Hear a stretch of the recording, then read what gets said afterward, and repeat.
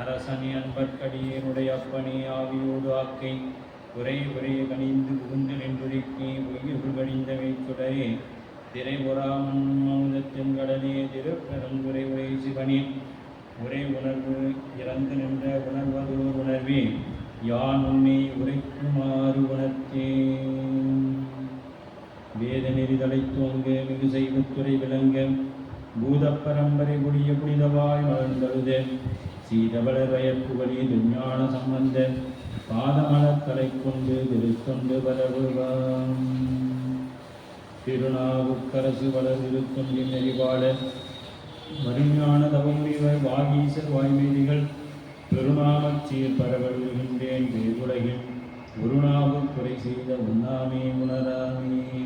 நேசம் நிறைந்த உள்ளத்தார் நீளம் நிறைந்த மணிகண்டத்து ஈசன் அடியார் பெருமையினை எல்லா உயிர்களை எடுத்து தேசம் உய திருத்தொண்டர் தொகை முன்பணித்த திருவாளன் வாசமலர் மென்களல் வணங்க வந்த பிறப்பை வணங்குவான். எழுதரு மறைகள் தேரா இறைவனியில் கங்குள் பொடிதொரு காலத்து எங்கும் பூசனை விடாது செய்து தொழுதகை தலைமை தேர துவண்டு கண்ணீரும் தூங்கி அழுது அடியடைந்தன்பன் அடியவர் கடிமை செய்வான். பொன்னி வடகரை சேனாரை ஊரின் புலக்கை முகமன்னன் 63 பதிதே மரபு செயல் பண்ண அத்தொண்டர் தொகை வகை பழுகு மந்தாதி தண்ணி சொன்ன மறைக்குல நம்பி உற்பாதம் துணை துணையே. தூக்கு சீர்பரவு திருத்தொண்ட தொகை விரியன் வாக்கினால் சொல்ல வல்லவிரான் எங்கள் பாக்கிய பயனா பதிகுன்றைவாள் சேக்குலானடி சென்னிருத்துவான்.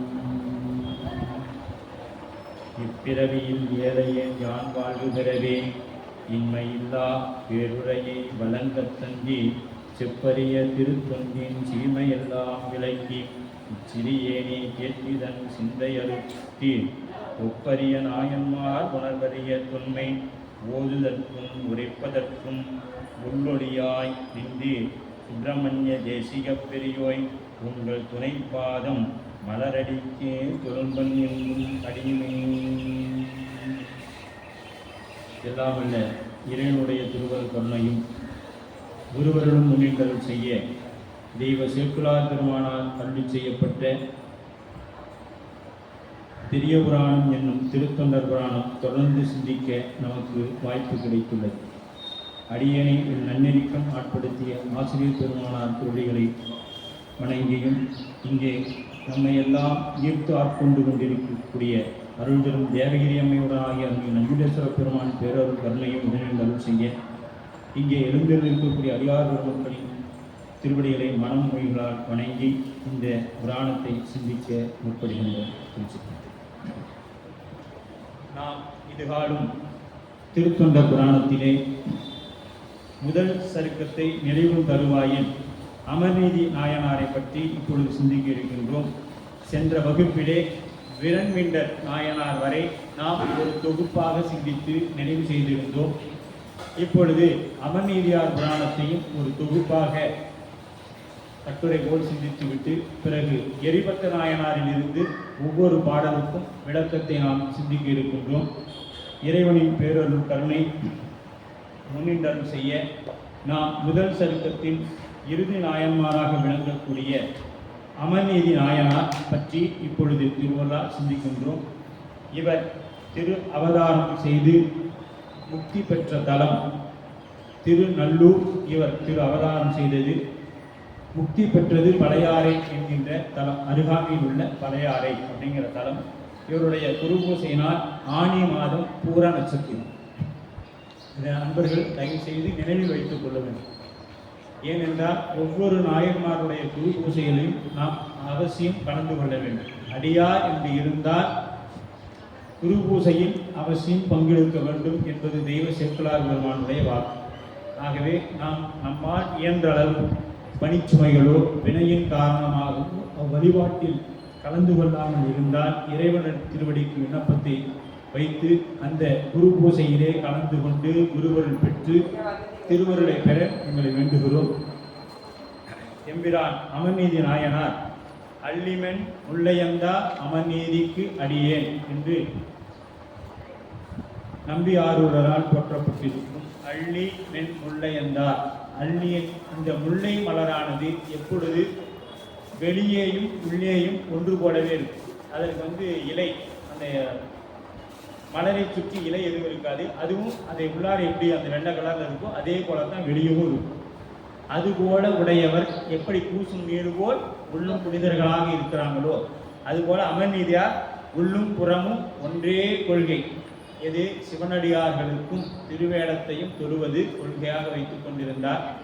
அவர் வரக்கூடிய அடியார்களுக்கு இல்லை என்னாது அன்னம்பாளிப்பு செய்து வந்தார்.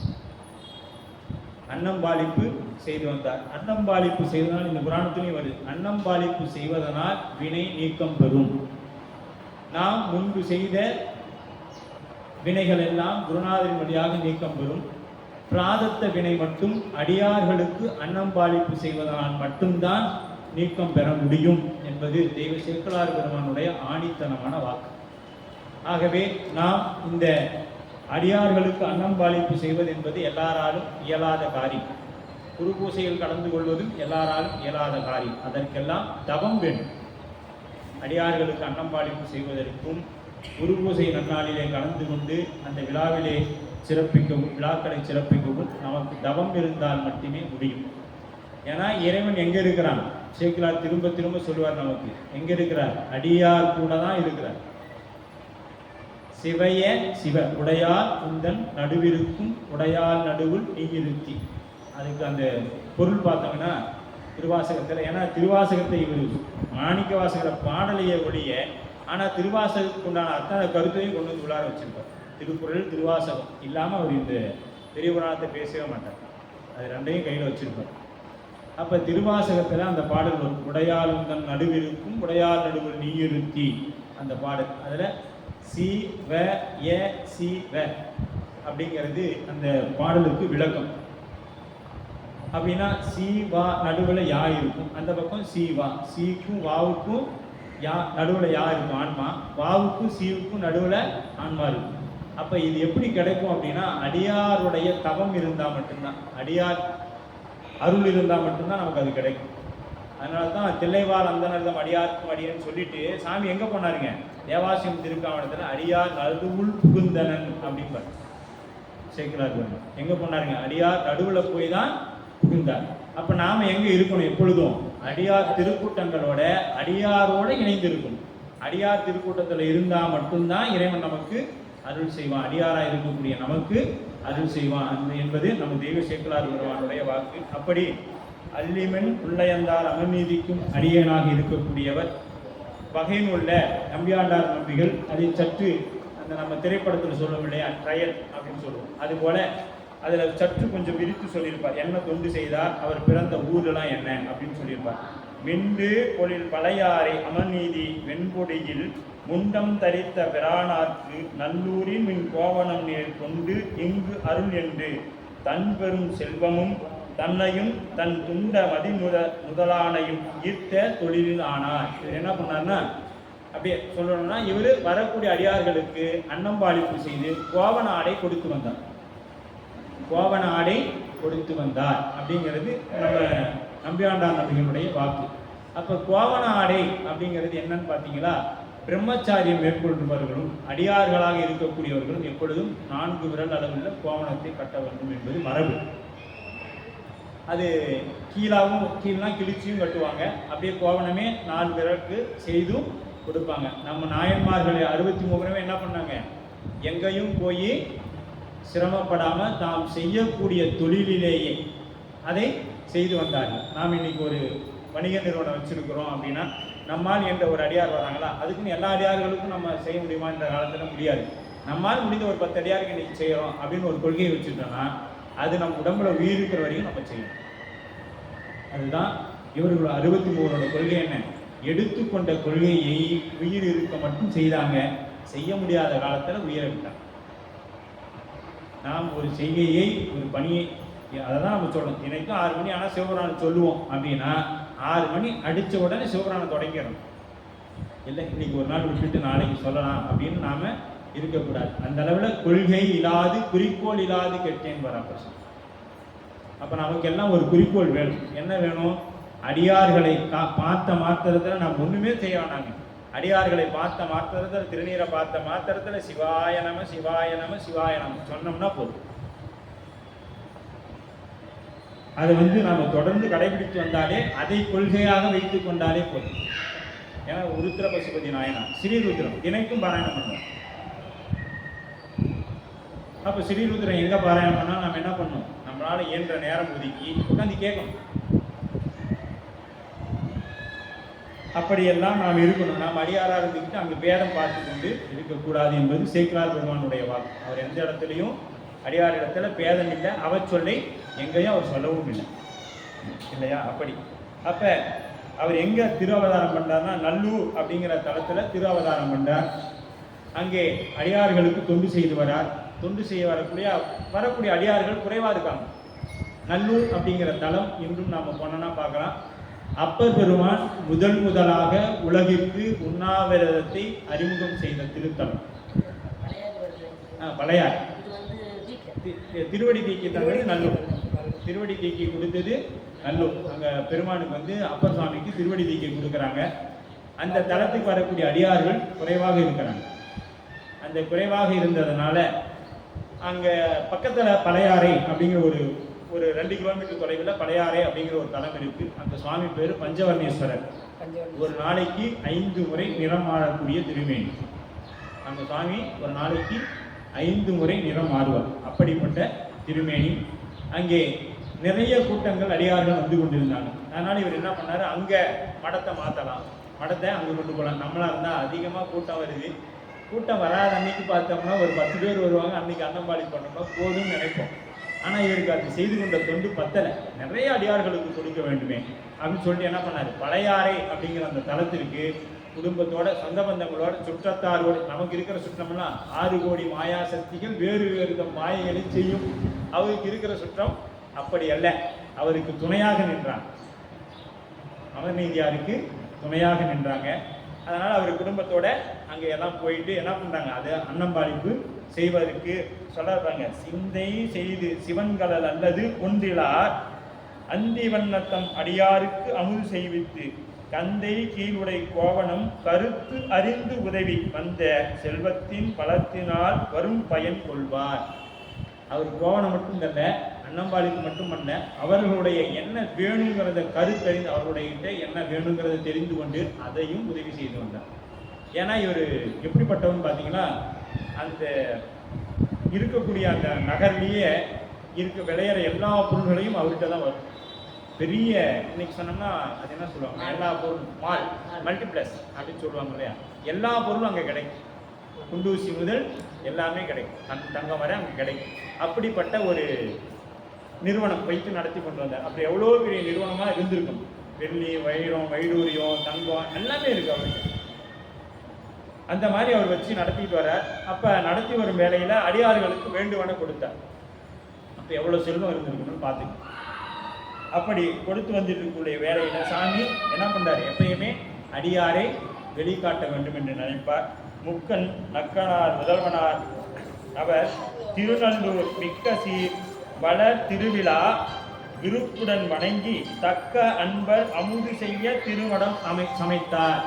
இந்த இடத்துல சேக்கிழார் பெருமான் கொண்டு கூட்டி அமைச்சிருப்பார், செய்யல. ஏன்னா தக்க அன்பர்கள் அமுது செய்ய திருமணம் அமைத்தார். அப்ப அன்பர்கள்ல இவங்க நல்லவங்க இவங்க கெட்டவங்கன்னு பார்த்தா செய்யணும்னு சொல்லியிருப்பார் சேக்கிழார். இல்லை, இதை கொண்டு கூட்டி வைக்கணும்னு சொல்றாங்க. எப்படின்னா, அடியார்கள் அமுது செய்ய தக்க திருமணம் அமைத்தார். எப்படின்னா, அடியார்கள் யாரெல்லாம் திருவேடத்துல வராங்களோ அவங்க எப்படிங்கிறது ஆய்வுலாம் நமக்கு தேவையே இல்லை. அவங்க திருநீர் உற்றாக்கம் போட்டுக்கிறாங்களா அடியார், அவ்வளோதான். அதில் போய் இதில் நல்ல மெய்யடியார் பொய்யடியார்னு எங்கேயும் சேர்க்கலார் சொல்லலை. அதனால அந்த இடத்துல என்ன நம்ம கொண்டு கூட்டிக்கணும்னா, தக்க திருமணம் அமைத்தார். எதுக்கு? அன்பர்களுக்கு அமுது செய்யும், அடியார்களுக்கு அமுது செய்வதற்காக திருமணம் அமைத்தார். அங்கே அது மட்டும் இல்லை, அவங்க உறங்குவதற்கும் ஓய்வெடுப்பதற்கும் புத்தகங்கள் படிப்பதற்கும் இப்படி எல்லா வசதிகளுடைய கூடிய மடம் அமைத்தார் இல்லையா? அப்படி அந்த மடத்தை அமைத்தார். அப்படி அமைத்து பணி செய்து வருகின்ற நாளில் இறைவன் அப்படி ஒரு நாள், நம்ம பாட்டியெல்லாம் கதை சொல்ல கூட சொல்லுவாங்க, ஒரு நாள் அப்படின்னாலே அங்கே கதை ஆரம்பிக்குதுன்னு அர்த்தம். அது மாதிரி இங்கேயும் என்ன சொல்றார் சேர்க்கலார், அப்படி ஒரு நாள் என்ன பண்றாரு, பிறை தளிர் தடை பெருந்தகை பெருந்திரு நல்லூர் கரை களத்து இறை கோவண பெருமை முன்காட்டி நிறைந்த அன்புடைய தொண்டர்க்கு நீடு அருள் கொடுப்பான் மறைக்குலத்து ஒரு பிரம்மச்சாரியின் வடிவமாகி. பிரம்மச்சாரினா ஒரு 16 வயதுக்குள்ள, அந்த வயது இது வரைக்கும் வந்ததெல்லாம் என்ன பண்ணாருங்க, முதுமையானவரா ஓடு ஊன்றி கொண்டு இப்படிதான் வந்தார். 6 நாயன்மாருக்கும் இவருக்கு எப்படி வந்தார் அப்படின்னு பார்த்தீங்கன்னா, இளமையாக ஒரு பிரம்மச்சாரியை போல 16 வயதுக்கு உட்பட்டவராக வரார். அப்படி வரவர் எப்படி வரார்னா, பிறை தளிர் சடை பெருந்தகை பெருந்தகையை பெரும்பட்ட புலியூரானை பேசாத நாளெல்லாம் பிறவாத நாள்.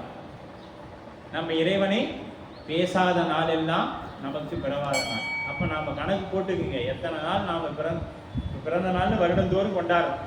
இதில் இறைவனை நாம் எத்தனை நாள் பேசணும், அத்தனை வருடம் தான் ஆயிருக்கு. இப்போ நமக்குலாம் எடுத்துக்கிட்டாங்கன்னா மொத்தமே, இப்போ ஒரு உதாரணத்துக்கு 40 வயது ஆனதுச்சுன்னு வச்சுக்கிங்க, மொத்தமும் 40 வயதில் சேர்த்து மொத்தமே 360 நாள் தான் இறைவனை பற்றி நாம் சிந்திச்சிருக்கோம், பேசியிருக்கோம். அப்போ நமக்கு இப்போ வயது 1, நமக்கு வயது 1 அப்படிதான் வச்சுக்கணும். மீதி எல்லாம் வீணாளாக போயிடுச்சு, வாழ்நாள் பூரா வீணாளாக போயிடுச்சு. 60 நாளில் இன்ட்டு 365 போட்டு 365 கழிச்சிட்டோம்னா மீதி எல்லாமே தூங்குறதுலையும் வெட்டியாக பேசுறதுலையுமே நம்ம வாழ்நாள் போயிடுச்சு.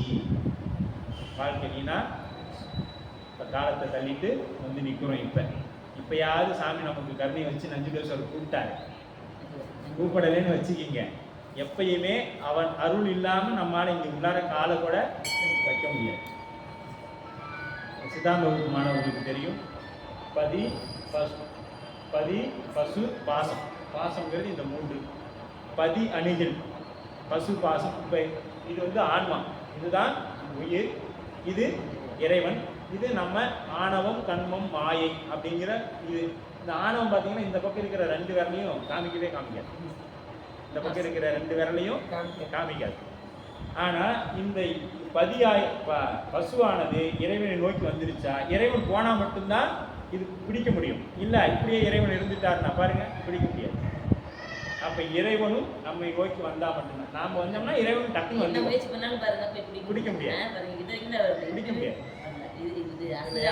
அப்படி இறைவன் நோக்கி நாம் 1 அடி எடுத்து வச்சோம்னா நம்மை நோக்கி 10 அடி எடுத்து வைப்பார். நாம் இறைவனை நோக்கி 1 அடி விலகினோம்னா அவர் நம்மை நோக்கி 100 அடி விலகி நிற்பார். அப்ப இது சும்மா இது திருமந்திரத்தோட பதி பசு பாசம் எனப்பகல் முந்தி பதியினை போல் பசுபாசம் அனாது பதி அணிவில் பசுபாசம் இல்லாது. இப்போ இது வந்துருச்சுன்னா ஆன்மாவின் தன்மை என்னங்க, சாதலின் வண்ணமாது. எதை கூட சேர்ந்து நிற்கிறோமோ அதோட புத்தி நமக்கு வரும். அதனால தான் அடியாரோட இருந்தோம்னா அடியார் எப்பயும் என்ன பேசணும், அடியார்னா என்னத்தை பேசணும் அதையும் தெரிஞ்சுக்கணும். அடியார்கள்னா எப்பொழுதும் சிவத்தை பேசணும், அவர்களுடைய புராணத்தை பேசணும். பேசும்பொழுது என்ன பண்ணாது, அவர்களுக்கு தான் நல்ல நல்ல அவை நல்ல நல்ல அடியார் அவருக்கு மிகவே. அங்கே இருந்தால் மட்டும்தான் கோள்கள் வேலை செய்யாது, மீதி இடங்கள்ல செய்யும். அதனால நாம் எப்பொழுதும் அடியார் நடுவில் இருக்கணும், இறைவனை பற்றி சிந்தித்து கொண்டே இருக்கணும். வாய்ப்பு கிடைக்கும் பொழுதெல்லாம் இறை நாமங்களை சொல்லிக்கொண்டும் அவருடைய பெருமைகளை பேசிக்கொண்டுமே இருக்க வேண்டும் அப்படிங்கிறது இவர் அதுக்கெல்லாமே அந்த மடத்தில் அமைத்து. அப்போ பெருந்தகையை பெரும்பற்ற புலியூரானை பேசாத நாளெல்லாம் பிறவாத நாளே அப்படின்பார். அப்படி பெருந்தகை திருநல்லூரில் இருக்கக்கூடிய இறைவன் கரை கலந்துனா எதுங்க, நஞ்சுண்ட அந்த கரையை மறைத்து கொண்டு இங்கே சடையை மறைத்துட்டார். சடையை மறைத்து பிரம்மச்சாரிக்கே உண்டான சின்ன ஒரு குடிமை மாதிரி போட்டுட்டார். அடுத்து அந்த கரை நஞ்சுண்ட கண்டத்தை மறைத்து கொண்டார். நம்ம பெரிய புராணத்தில் நிறைய இடத்துல நம்ம நஞ்சுண்டேஸ்வரருக்கும் பெரிய புராணத்துக்கு ஏகப்பட்ட தொடர்பு. உங்களே கலைய நாயனார் புராணத்தில் அவர் போய் அந்த திருமாங்கல்யத்தை வித்துட்டு வருவார். நிறையா குங்குலியெல்லாம் போட்டுட்டு கோயிலேருந்து வீட்டுக்கு வருவார். மயக்கத்தில் விழுந்து குங்குலியத்தை போட்டு வீட்டுக்கு வருவார். வந்த காலத்தில் அந்த அம்மா சாலையிலேயே ரோட்லேயே நின்றுட்டு இருப்பாங்க. போய் பார்த்தா அவர் எவ்வளோ பெரிய பிரமாண்டமான ஒரு மாளிகையை கட்டி கொடுத்துருப்பார் சுவாமி. குங்குலியம் போட்டால் யாருக்கெல்லாம் பொருளாதார இடர்பாடு இருக்குதோ அவங்க குங்குலியம் போடணும். போய் குங்குலியம் போட்டோம்னா அந்த இடர்பாடு நீக்கப்படும். போன வகுப்புல சொன்னமே பொருளாதாரம் என்ன எங்கே போகணும், இளையான்குடி நாயனார்கிட்ட போகணும். அவர் தான் சங்கநிதி பதிமநிதி 2ஐயும் வச்சுக்கிறார். அவர்கிட்ட சொன்னோம்னா அடியார்களுக்கு அன்னம்பாடிப்பு செய்யறதுக்கு வரும். அப்போ நாம் எல்லாம் எங்கே போயிட்டு இருக்கிறோம், நாம் எங்கே போகணும்னு நம்ம தெரிஞ்சுக்கணும் இல்லையா? அப்போ அங்கே சொல்வார் எங்களோ விளைவு அப்படிம்பாரு. அந்த மாதிரி என்ன விளைவு, என்ன இது எவ்வளோ பெரிய மாளிகை வந்துருச்சே அப்படின்னு. அல்லொத்த கண்டன் எம்மான் அருள் தர வந்தது, அல்லொத்த கண்ட எம்மான் அருள் தர வந்தது அப்படிம்பாங்க அந்த அம்மா. அதுபோல நம்ம நஞ்சுண்டேஸ்வரரை பற்றி பேசாத இடமே இருக்காது. அதனால தான் இப்போ நம்ம வகுப்பு அந்த எந்த செய்தி போட்டாலுமே நஞ்சுண்டா நீலகண்டா அப்படிங்கிற அந்த மந்திரத்தை பயன்படுத்தி கொண்டே இருக்கும். ஏன்னா ஆமாம், நீலகண்டன் அப்படிங்கிறது 1,00,000 முறை நீங்கள் சிவாய நமன்னு சொல்லணும். 1 கோடி முறை நீங்கள் சிவாய நமன்னு சொன்னால் அது திருநீலகண்டம் அப்படிங்கிறதுக்கு சமம். அப்படி இவர் அந்த பணியை செய்து வருகிறார். பிரம்மச்சாரிய கோலத்தில் இறைவன் கோவணத்தின் பெருமையை காட்டும் முகத்தான அவர். எதுக்கு அவர் வரார் அமர்நீதியார்கிட்ட அப்படின்னு கேட்டீங்கன்னா, கோவணத்தோட பெருமையை உலகிற்கு காட்டப்படும். கோவணம் எப்படிப்பட்டது? திருவாசகத்துக்கு தான் போகணும். மறை 4 கோவணமாய் சாத்தினன்கான் சாலேடோ. இந்த மறைகள் 4ம் கோவணமாக இருக்குது இறைவன். மறைகள் 4 இறைவனுடைய கோவணம் என்னன்னு பார்த்தீங்கன்னா 4 மறைகள், 4 வேதங்கள் தான் இறைவனுக்கு கோவணமாக நிற்குது. மாணிக்கவாசக பெருமாள். அப்போ அந்த கோவணத்தின் பெருமையை நம்மால் சொல்லிவிட முடியுமா அப்படின்னு பார்த்தீங்கன்னா நம்மால் சொல்ல முடியாது. அமர்நீதியாருக்கு தான் தெரியும். ஏன்னா அவர் தான் அந்த தொண்டு செய்கிறார். இப்போ மலர் தொண்டு செய்கிறாருன்னா முருகநாயனாருக்கு தான் தெரியும் அதோட பெருமை என்ன, எப்படி மலர் பறிக்கணும், என்ன பண்ணணும் அப்படிங்கிறது, எந்த காலத்தில் எந்த மலர்களை இறைவனுக்கு சாத்தணும் அப்படின்னு. அதுபோல கோவணத்தின் பெருமை யாருக்கு தெரியும்? அமர்நீதியாருக்கு தான் தெரியும். அப்படிப்பட்ட அமர்நீதியாரினுடைய புகழை வெளியே காட்ட வேண்டுங்கிறதுக்காக நிறைந்த அன்புடைய தொண்டருக்கு நீடு அருள் கொடுப்பான். நீடு அருள்னா என்றும் நிலையான அருளை கொடுக்க வேண்டி இறைவன் வரார். எப்படி? செய்யவும் ஜடை கறந்து ஓர் திருமுடி சிகையும் சைவவெண் திருநீற்று முண்டத்து ஒளிதலைக்கும் மெய்யின் பெண் குறி நூலுடன் விளங்கு மான் தோளும் கையில் மன்னிய பவித்திரம் மரகத கதிரும். எப்படி வராருங்களா? இதெல்லாம் மறைச்சிக்கிட்டு வராரு. அப்படியே அந்த 16 வயது பிரம்மச்சாரி குளத்துல வராரு. வந்தவர் திருமுடி சிகையும் சைவவெண் திருநீற்று முண்டத்தினா திரிமுண்டமாக திருநீற்றை பூசுதல். திருமுண்டம் தீண்ட மாட்டாருக்கு அன்மனாம் அஞ்சுமாறே அப்படிம்பார் மாணிக்கவாசகர். யாரெல்லாம் திருநீர் வைக்கலையோ அவங்கள பார்த்தா எனக்கு பயமா இருக்குதுன்னு. அப்ப திருநீர் வச்சா அவங்க சிவனடியார்கள், சிவபெருமானுக்கு அன்புக்குரியவர்கள் அப்படின்னு பொருள். திருநீர் இல்லைன்னா அவங்க யாருன்னே தெரியும். அவங்கள பார்த்தா எனக்கு பயம் மாணிக்கவாசகர் சொல்றார் அச்சப்பட்டு. அப்ப நாம் எப்பொழுதும் திரிகுண்டமாக நம்ம குருநாதர் உபதேசம் பெற்று மந்திர உபதேசம் பெற்றவர்கள் திரிகுண்டமாக பூச வேணும். இல்லாதவங்க அப்படியே திருநீர் தூளமாக எடுத்து நெத்தி நிறைய பூசிக்கணும் இல்லையா? அப்படி திரிகுண்டமாக பூசிக்கொண்டு அவர் எப்படி வராரு அப்படியே ஒரு கற்பனை செய்து பாருங்கள். திருநீரை பூசியிருக்கிறார். பிரம்மச்சாரி கோலம், 16 வயதுக்கு உட்பட்டவர். எவ்வளவு இளமையாக இருப்பார். அப்படியே அவர் அந்த வீதியில் வரார். எங்கே கேட்குறார்? அமர்நீதியார் வீடு எங்கே இருக்குது, அங்கே திருநீலகண்ட வீடு எங்கே இருக்குதுன்னு கேட்ட மாதிரி. இவருக்கு தெரியாதா? அதனால கேட்குறாரு. அப்படியே கேட்டுட்டு அவர் எப்படி மட்டும் வர்றார்? ஒரு தண்டு, பிரம்மச்சாரினா ஒரு தண்டு வச்சுருப்பாங்க. மேலே அதில் 2 கோவணம், திருநீற்றுப்பை, தற்பை. ஏன் தற்பை? மரகத கதிரும். மரகத கதிர்னா பச்சை கலரில் இருக்கிறது என்ன நமக்கு வழிபாட்டு தற்பை பூ தான். அந்த தற்பையும் அங்கே மேலே கட்டி வச்சிருக்கிறார். எதுக்குன்னா அந்த பிரம்மச்சாரியத்தில் சில வழிமுறைகளை அவங்க கடைபிடிப்பாங்க.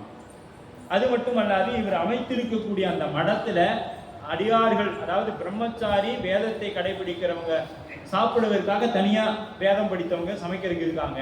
அதற்கு சமைக்கிறதுக்கு தனியாக ஆள் இருக்குதுன்னு சொல்கிறார். அந்த மாதிரி அந்த வேதத்தை எப்படி சொல்லப்பட்டதோ பிரம்மச்சாரியம் கடைபிடிக்கணும், அப்படி கடைபிடித்துக் கொண்டிருக்கக்கூடியவராக இறைவன் அங்கே எழுந்தருள் செய்கின்றார். எப்படி வராது? கோவணத்தை கட்டிக்கொண்டு தான் ஒரு கோவணம் அணிஞ்சிருக்கிறார். மேலே அந்த கம்புல தண்டுல 2 கோவணமும் ஒரு தற்பை கட்டும் அதில் கட்டிருக்கு. கையில் மான் தோல் வச்சுக்கிறார். ஆஹா, மான் தோல் வச்சா ரொம்ப நல்லதுன்னு நீங்கள் போய் எடுத்து வச்சுக்காதீங்க. இந்த காலத்தில் பிடிச்சி உள்ள போட்டுருவாங்க. சரியா? நம்ம எதையும் செய்ய வேண்டாம். இன்னைக்கு பெருமானுக்கு நம்மால் இந்த தொண்டை செய்துக்கிட்டு கோயிலில் இருக்கிற குப்பையை எடுத்து போட்டால் அதுவே மிகப்பெரிய தபம். கோயிலில் இருக்கிற குப்பையை எடுத்து குப்பைத்தொழியில் போட்டிங்கன்னா அதுவே நீங்கள் செய்யக்கூடிய மிகப்பெரிய தபம். அவ்வளோதான். அவர் இருக்கிற இடம் சுத்தமாக இருக்கணும். அது எப்பொழுதும் நாம் தூய்மையாக வைத்திருக்க வேண்டும். அவ்வளோதான். இதுதான் நம்ம வேலை.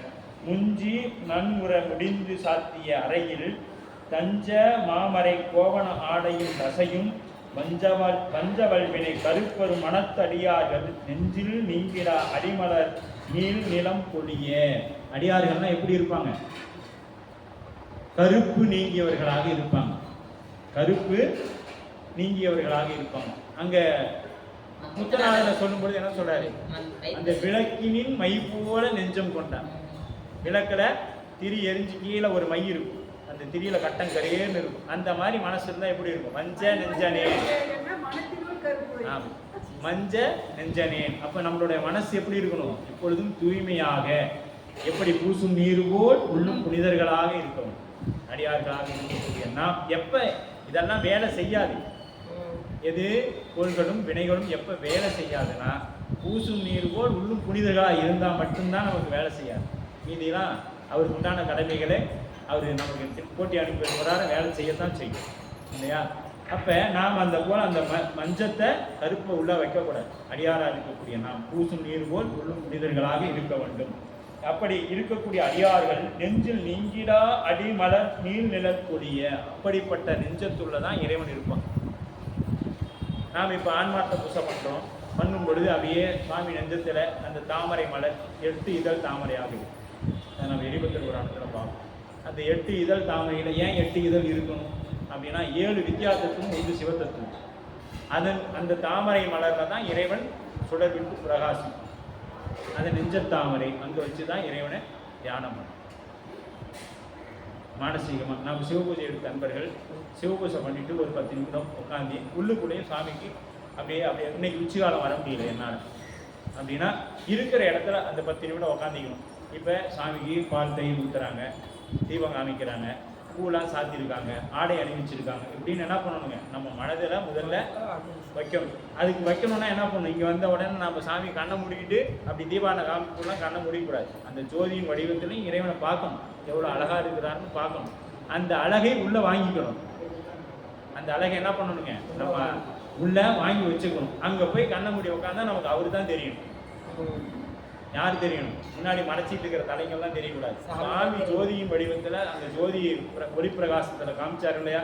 அந்த வடிவம் தான் நமக்கு இங்கே உள்ளத்தில் இருக்கு. உச்சிகாலம் வர முடியலன்னா, சாயங்காலம் என்னால் வர முடியல 6 மணிக்கு, அதையும் அப்படிதான்.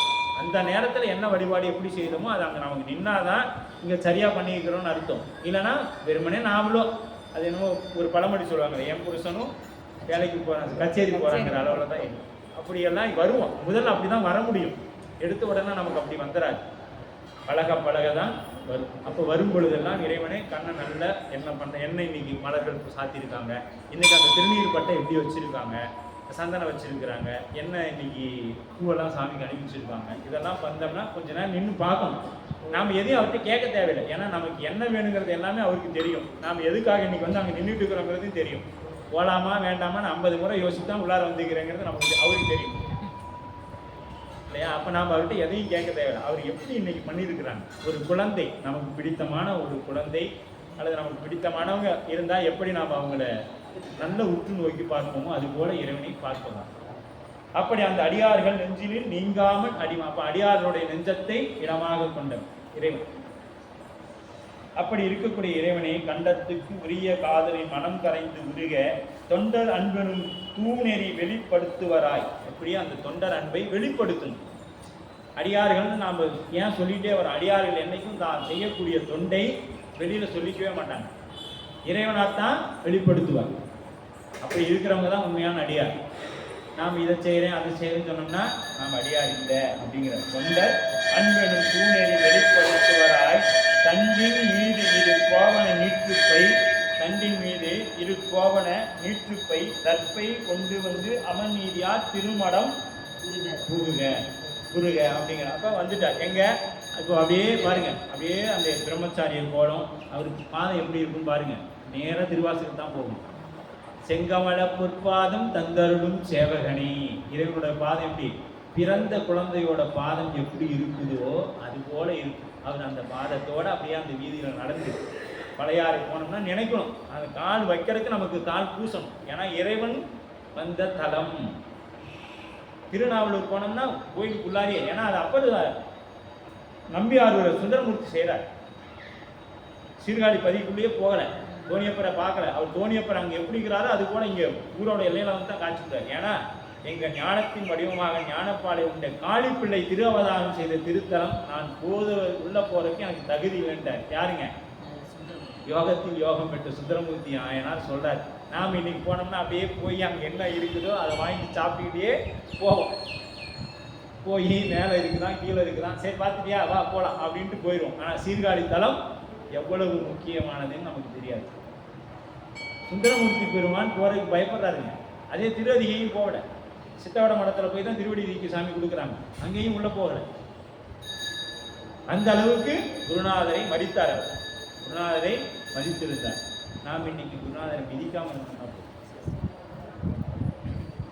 அப்படி கொண்டு வந்து அவர் அமர்நீதியார் திருமடம் குருக. இப்ப அப்படியே வந்துட்டார் மடத்துக்கு வந்தார். பேணும் அன்பை நோக்கி நீர் பெருகி அடியாருக்கு ஊனும் மேன்மையின் கூட்டி நல் கந்தை கீழ் உடைகள் யானல் வெண் கிளி கோவன ஈதல் கேட்டு உண்மை காண வந்தோம். இவருப்பா எல்லாம் ஊர்ல சொல்றாங்க, நீ வரக்கூடிய அடியார்களுக்கெல்லாம் கோவணம் கொடுக்குறியா, இல்லைங்காம அன்னம்பாளிப்பு செய்யறியா, இதெல்லாம் பெருமையெல்லாம் கேட்டு நான் உன்னை வந்து பார்க்கலான்னு வந்தேன் அப்படிங்கிறார். யாரு? அந்த பிரம்மச்சாரி. பார்க்கலான்னு வந்தாலே இந்த ஒன்றும் இல்லைன்னு பேசக்குள்ள ஒன்றும் இல்லைன்னு சொன்னோம்னாவே 1000 அர்த்தங்கள் பேசும்.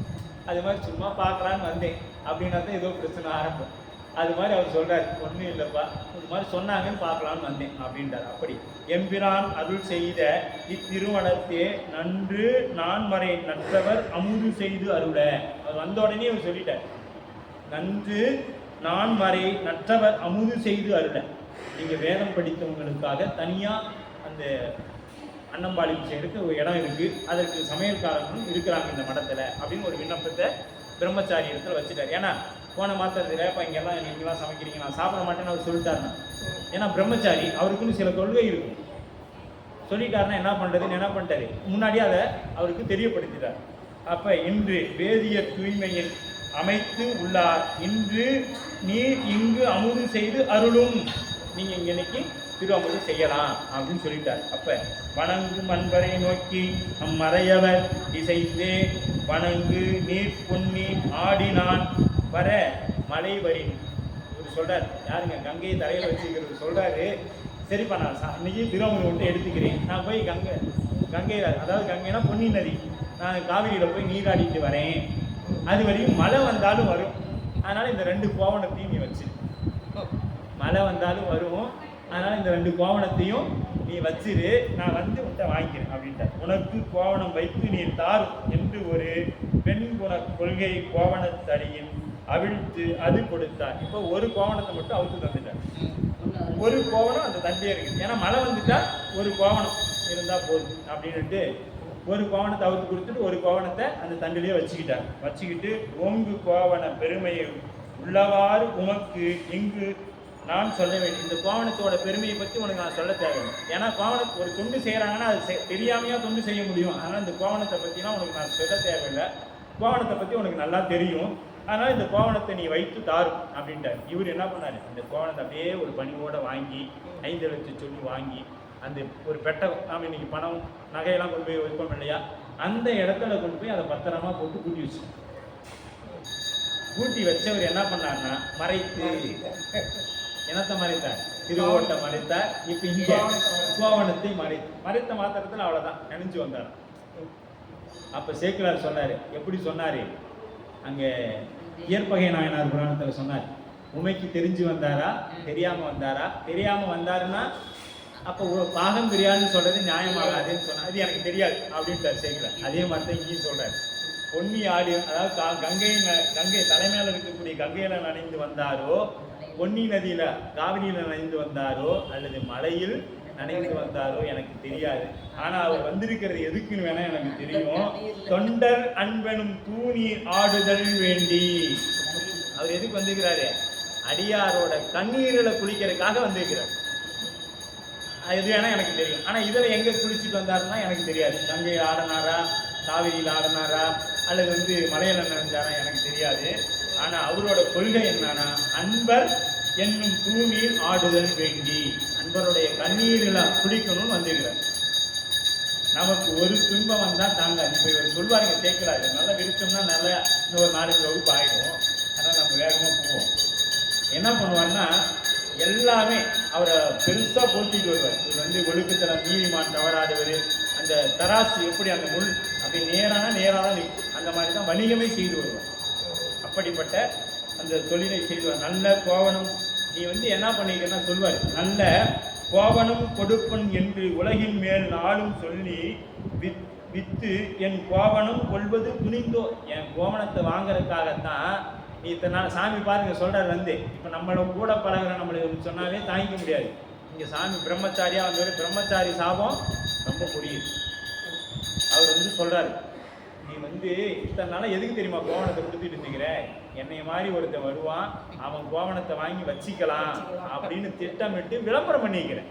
நீ வந்து இவர் விளம்பரமே பண்ணலை, ஆனால் இவர் சொல்றாரு நீ விளம்பரம் பண்ணிட்டு இருந்திருக்கிற, நான் இந்த தொண்டு செய்கிறேன், கோவணத்தெல்லாம் அடியார்களுக்கு கொடுக்குறேன்னு நீ விளம்பரம் பண்ணியிருக்கிற. எதுக்கு விளம்பரம் பண்ணிக்கன்னா என்னைய போல இருக்கிறவங்ககிட்ட கோவணத்தை பறிப்பதற்காக, அதற்காகத்தான் நீ விளம்பரம் செய்து கொண்டு இருந்திருக்கிற அப்படின்னு சொல்லி இந்த இடத்துல சொல்லு. வித்து என் கோவணம் கொள்வது துணிந்தோ, என் கோவணத்தை வாங்கறதுக்காகத்தான் நீ இந்த வேலையை செஞ்சிருக்கிற, எனக்கு இப்போ நல்லா தெரிஞ்சு போச்சு அப்படின்னு. சரி, அவரும் சொல்றாரு, நீங்க கொடுத்த கோவணம் கீழ் கோவணம், கிழித்த கோவணம், ஆனால் நான் நெய்த கோவணம் வந்து நல்ல கிழிக்காத நல்ல கோவணமா நான் வைத்திருக்கிறேன், அதை உங்களுக்கு நான் தரேன் அப்படின்னு. இந்த வேலை எனக்கு வேண்டாம், நீ என் கோவணத்தை விலை உயர்ந்ததுன்னு சொன்ன தெரியும், உனக்கு அந்த கோவணத்தோட பெருமையை சொல்ல தேவையில்லைன்னு சொல்லி உனக்கு கொடுத்தேன், கோவண பெருமை தெரியும், இப்போ நீ எனக்கு புதுசாக தரேன்னு வேற சொல்ற. இல்லை அதான் வேணும். அப்புறம் ஒரு வாரம் ஒத்துக்கொள்ளார், மொத்தத்தில் கண்ணில் தண்ணி வர வைக்கும். அதுக்கு என்ன வழி அப்படின்னு பார்க்குறேன்.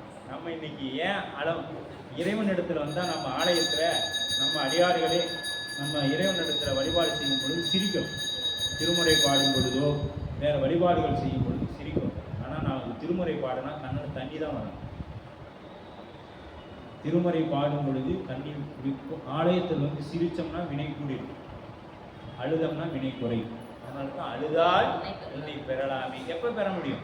அழுது அழுது அழுது அழுது வினை நீக்கம் பெற்ற பிறகுதான் கடனே இல்லாமல் இருக்கும். பேங்க்ல கடன் இருக்கக்கூடாது, முதலும் இருக்கக்கூடாது, நம்ம வட்டியும் வாங்கக்கூடாது, நம்மளும் வட்டி கட்டக்கூடாது. ஜீரோ பேலன்ஸ்ல இருந்தா தான் அவர் திருவடிக்கு போக முடியும்.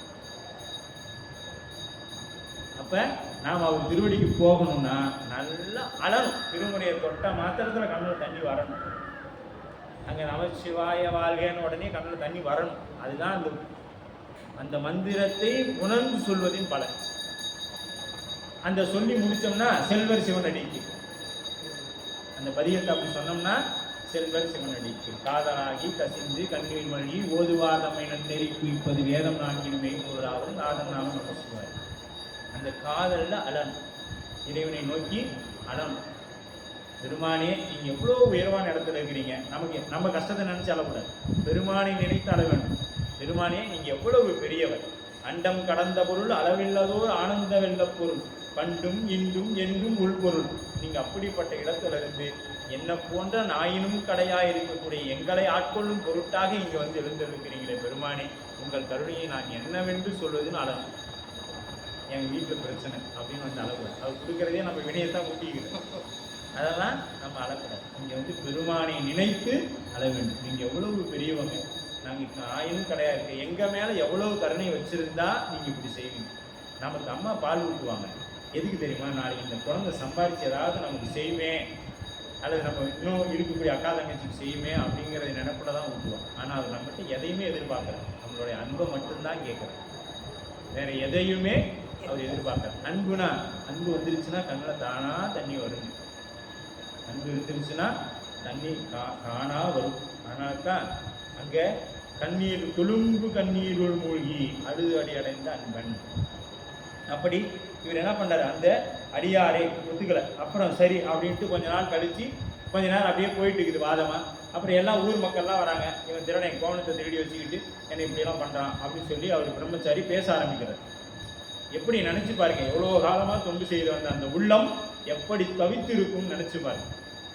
இருதலை கொல்லியின் எரிம்பொத்தார் போல மாணிக்காசர், ரெண்டு பக்கமும் கொல்லிக்கட்டையில் நடுவில் சிக்கிட்டு எறும்பு ரெண்டு பக்கம் எரியும் பொழுது நடுவில் மாட்டிச்சா என்ன பண்ணும்?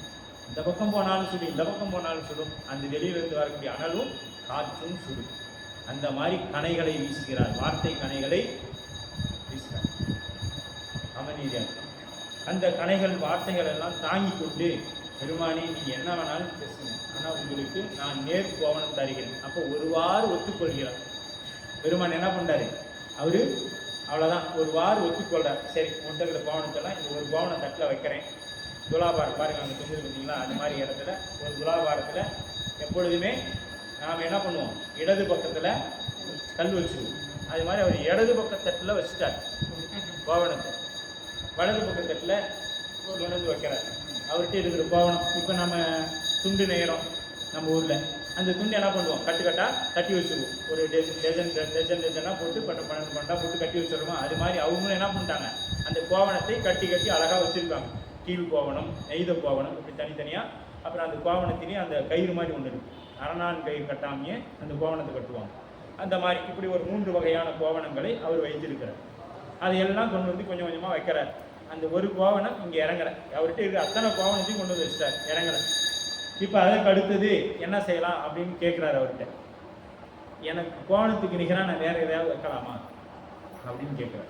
வை, எது வேணாலும் வை அப்படின்ட்டார். அடுத்து அவர் உயர்வானவர், அடுத்து தங்கம், உயரம், வயிறுடைய கொண்டு வந்து வைக்கிறார். இதெல்லாம் வச்சும் அந்த தட்டி இறங்கின பாடி இல்லை. அதுக்கு சேக்கிழார் சொல்லுவார், அன்புக்கு முன்னாடி அருள் மேலே தான் நிற்கும், அன்பு என்னைக்கும் கீழே தான் இருக்கும்.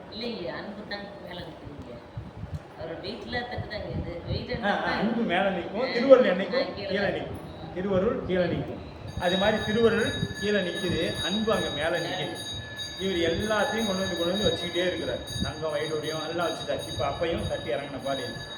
இப்போ அடுத்தது யாருக்குமே ஒரு வியப்பு ஏற்படும், என்னடா இது ஒரு சின்ன ஒரு கோவணத்துக்கு. ஏன்னா அது கோவணம் எப்படிப்பட்டதுங்க, இறைவன் கையில் இருக்கிறது. மறை 4 கோவணமாய், 4 மறைகளும் அங்கே கோவணமாக இருக்கு. அவர் சாத்தக்கூடிய கோவணம் சாதாரணமான கோவணம் இல்லை. நம்ம பழனியில் முருகப்பெருமானுக்கு சாத்தக்கூடிய கோவணம் சாதாரணமாக நம்ம இன்னைக்கு அன்பர்கள் வதங்கி வந்து அதை வச்சுக்கிறாங்க. ஆனால் அது எப்படிப்பட்டது, 4 மறைகளுமே அங்கே கோவணமாக இருக்கிறது. அதை வாங்குவதற்கு நமக்கு தகுதி இருக்குதான்னு பார்க்கணும். நிறைய செய்திகள்ங்க, நாம் அடியாராக இருக்கிற நம்ம ஒரு திருநீர் வாங்குறதுக்கே நமக்கு தகுதி இருக்குதான்னு முதல்ல யோசனை பண்ணணும். நாம் எல்லாம் போய் சாமி நிர்மாலியத்தை வாங்கணும். அது முழுக்க சண்டேஸ்வர நாயனாருக்கு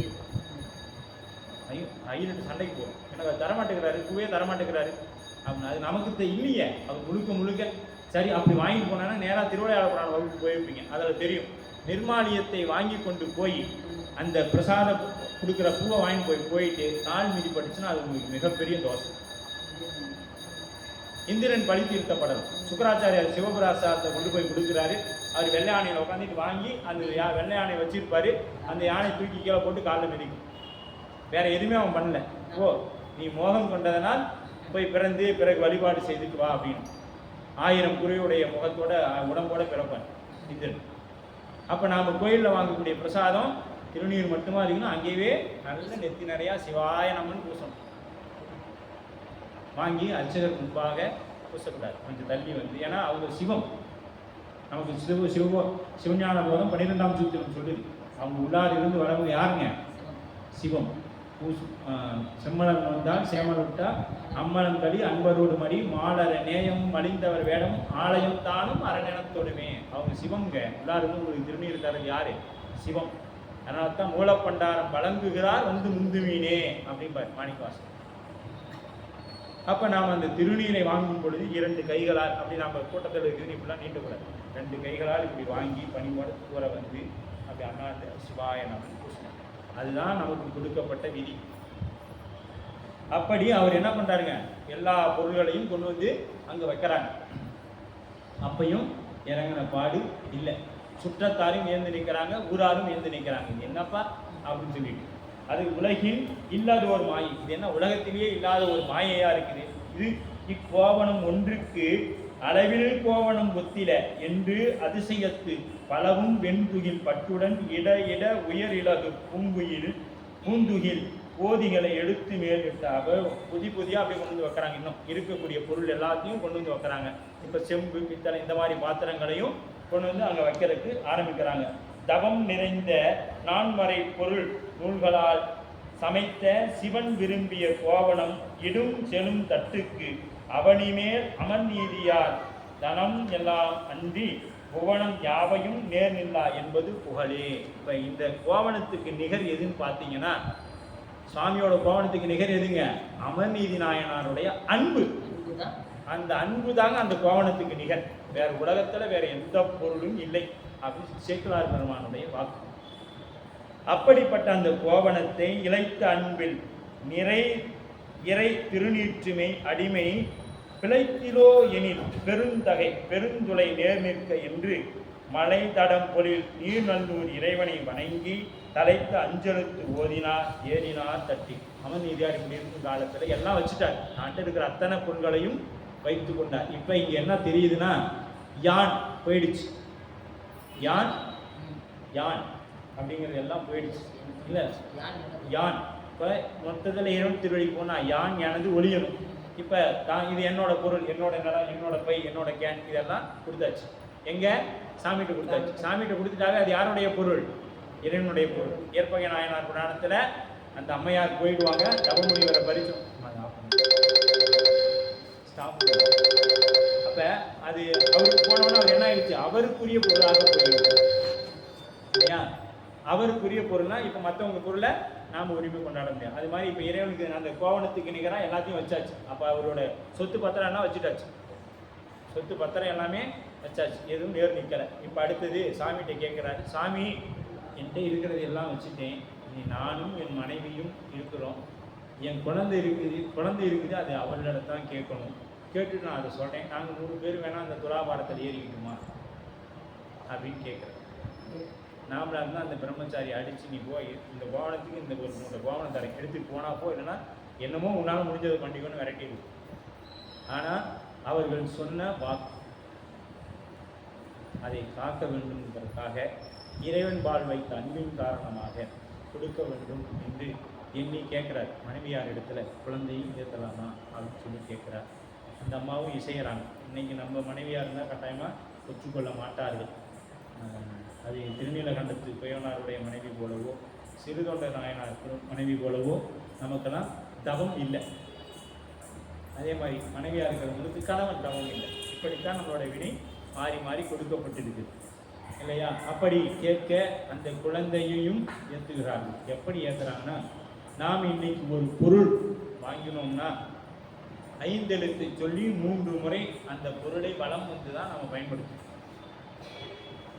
அந்த பொருளை நாம் பயன்படுத்த வேண்டும். அப்படி இவர்கள் என்ன செய்யறாங்கன்னா, அந்த துலாபாரத்தை நல்லூர் பெருமானை மனதில் நிறுத்தி, இவங்க பழையாறையில் இருந்தாலும் எங்க இருந்தாங்க? நல்லூர் பெருமான். அவருடைய மனதிலே அவருடைய திருவுருவத்தை நிறுத்தி 5 எழுத்தை சொல்லிக்கொண்டு அப்படியே அந்த துலாபாரத்தை 3 முறை வலம் வராங்க. இதுக்காக நாம் செய்யாமல் இருந்தோமா, இனிமேல் செய்யக்கூடிய எந்த பொருள் வாங்கினாலும் அது சிவாய நம பெருமான் கொடுத்தது. நாம் நினைக்கிறோம் நாம் சம்பாதிச்சு வாங்கிட்டோன்னு. எங்கே சம்பாதிச்சு வாங்கின எத்தனை பொருள் நாம் பயன்படுத்தி இருக்கிறோம்? எத்தனை பொருள் நம்மளால் பயன்படுத்த முடியும்னு நினைக்கிறோம்? பேசிகிட்டு இருக்கிறேன், நாளைக்கு காலையில் போனால் தான் எந்திரிச்சு வந்தால் முருகேம்பிங்க, இல்லைன்னா அதுக்கு வேறு பேரை போட்டு தூக்கி ஒரு மத்தியானத்துக்குள்ளே முடிச்சிடலாம் எல்லா வேலையும். இப்போ இது இருக்கிற வரைக்கும் தான் முருகன் இல்லையா? அதுபோல் அங்கே என்ன பண்ணும், நாம் பெருமானை நினைக்கணும். எனக்கு எல்லாம் இதெல்லாம் கொடுத்தது பெருமான் அப்படின்னு நினைச்சு, பெருமானை நினைச்சு தபம் செய்து அந்த பொருளை நாம் பெற்றுக்கொள்ள வேண்டும். அப்படி நாம் ஒரு பொருள் கொடுக்க வேண்டிய சூழல் வந்தால் அது பெருமானை நினைத்து கொடுக்க வேண்டும். அப்போ தான் அங்கே புண்ணியமும் சேராது, பாவமும் பாராது. வாங்குறவங்களுக்கும் சிவபுண்ணியம், கொடுக்குறவங்களுக்கும் சிவபுண்ணியம், பேலன்ஸு 0 ஆகிடும். ஒரு புத்தகம் கொடுக்குறாங்க, ஒரு நண்பர் கேட்குறோம் கொடுக்குறேன்னா, நாம் கொடுக்கும் பொழுது பெருமான் கருணை நஞ்சுண்டேஸ்வரர் கொடுத்து இந்தாப்பா சிவாயனம், அவர் வாங்கும் பொழுது பெருமானே சிவாயனம் அப்படின்னு வாங்கணும், கொடுக்கணும். இப்படி இருந்தால் மட்டும்தான் நமக்கு வினை வாராது. அப்ப இவர் என்ன பண்றாரு, அந்த துலாபார தட்டை 3 முறை சுற்றி வருகிறார். எதை? 5 எழுத்து ஓதி. அந்த 5 எழுத்தை ஓதினார், ஏறினார் தட்டில். மண்டு காதலின் மற்றவர் மகிழ்ந்து உடன் ஏற அண்டர் தம்பிரான் திரு அரை கோவண அதுவும் கொண்ட அன்பில் குறைபடா அடியவர் அடிமை ஒன்றும் ஒத்திலர் ஒத்து நேர் நின்றது. இப்பதான் அந்த அன்பும் தட்டும் நேர் நின்றது. எதுங்க? அந்த கோவண தட்டும் இவங்க இப்ப யானும் ஒழிந்தது, எனதும் ஒழிந்தது. ஒழிந்த பிறகுதான் இறைவன் திருவடி கிடைத்தது. இப்போ நம்ம இடத்துல இன்னும் யான் எனது இருக்கிற வரைக்கும் நமக்கு பிறவி உண்டு.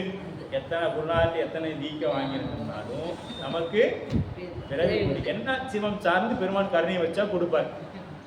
சிவம் சார்ந்து பெருமான் கருணை வைத்தால் நமக்கு கொடுப்பார், இல்லை திருவருள் அப்படின்னு.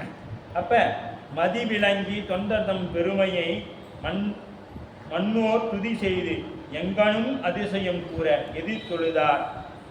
கதிர் விசும்பு இடை கறந்திட நிறந்த கற்பகத்தின் புதிய பூமாலை இமையவர் மகிழுடன் பொழிந்தனர். அப்படியே இமையவர்கள்லாம் வந்து பூ மாறி பொழிகிறாங்க. பூ அப்படியே மழையா பொழியுது. ஏன்னா இமையவர்களுக்கெல்லாம் இந்த வாய்ப்பு கிடைக்காது. இந்திரன்னா அங்கே போய் கியூவில் நிற்கணும். பெருமாள் பிரம்மா உட்பட கியூவில் நிற்கணும். அதிகாரம் நதி பெரம்ப கையில் வச்சிருப்பாங்க. அந்த லைனை விட்டு வெளியே வந்து அடி விடும். ஆனால் திருநீர் வச்சிருக்கிற அடியாருங்க நேராக கைலாயத்தில் போய் அம்மையப்பரை தரிசனம் பண்ணிட்டு வருவோம். பாருங்க, அடியார்னு நம்மளாம் நினச்சிக்கலாம், திருநீர் உத்தராக பெருமான் கொடுத்துட்டானே அப்படின்னு. ஆனால் எவ்வளவு புண்ணியம் செய்திருந்தா சாமி அதை நம்ம கொடுத்துருக்கோம் அப்படின்னு நினச்சி பார்க்கணும். அப்படி நம்ம எவ்வளோ கருணை வைக்கிறோம். அண்டர் பூமாரி பொழிய அதனிடை ஒளிந்து முண்ட வேதியர் ஒரு வழியாய் முதல் நல்லூர் பண்டுதம் பயில் கோவனமே விசும்பின் பாகம் கொண்ட வேதையும் தாமுமாய் காட்சி முன் கொடுத்தார். இப்போ நல்லூர் பெருமானார் என்ன பண்ணிட்டாரு, அப்படியே அந்த பிரம்மச்சாரிய கோலம் அந்த மலை பொழிய எது பூமாய் பொழிய அந்த அதலையிலே போயிட்டு எப்படி கொடுத்தாரு, ரிஷபத்தில் சோமாஸ்கந்தராக இறைவன் காட்சி கொடுத்தார்.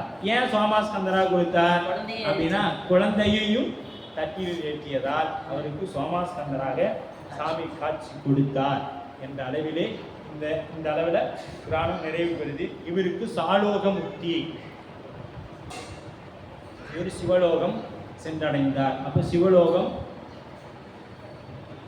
சாமீபம், சாலோகம், சாயுச்சியம், சாரூபம் அப்படி இப்படி ஆமாம், இதுக்கு சாலோக முக்தி கொடுக்கிறார் இறைவன் அப்படின்னு சிந்திச்சு. அடுத்தது இதில் வந்து பார்த்தீங்கன்னா மலர் இசை இந்த ஏன்னா ஒரு சறுக்க முடிந்தால் அங்கே சுந்தரமூர்த்தி துதியை பாடுவது நம்பியாண்டார் நம்பிகளுடைய வழக்கமாக இருந்தது. அதையே பின்பற்றிய நமது தெய்வ சேக்கிழார் பெருமானும் பின்பற்றினார். மலர்மிசை அயனும் மாலும் காணுதற்கு அரிய வள்ளல் பலர்புகழ் வெண்ணை நல்லூர் ஆவண பழமை காட்டி விலகுய ஆண்டு கொள்ள பெற்றவர் பாதம் முனி தலைமிசை வைத்து வாழும் தலைமைனம் தலைமையாகும் அப்படின்னு சொல்றார்.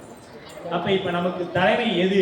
நம்மளுடைய அடியார் திருக்கூட்டங்களுக்கெல்லாம், உலகத்தில் இருக்கக்கூடிய அடியார் திருக்கூட்டங்களுக்கெல்லாம் தலைவர் யாருங்க? தலைவர் யாருன்னு சொல்லுங்க. தலைவர் யாருங்க? சுந்தரமூர்த்தி நாயனார், நம்பியாரூர் தம்பிரான் தோழர். இவர் தான் நமக்கு தலைவர்.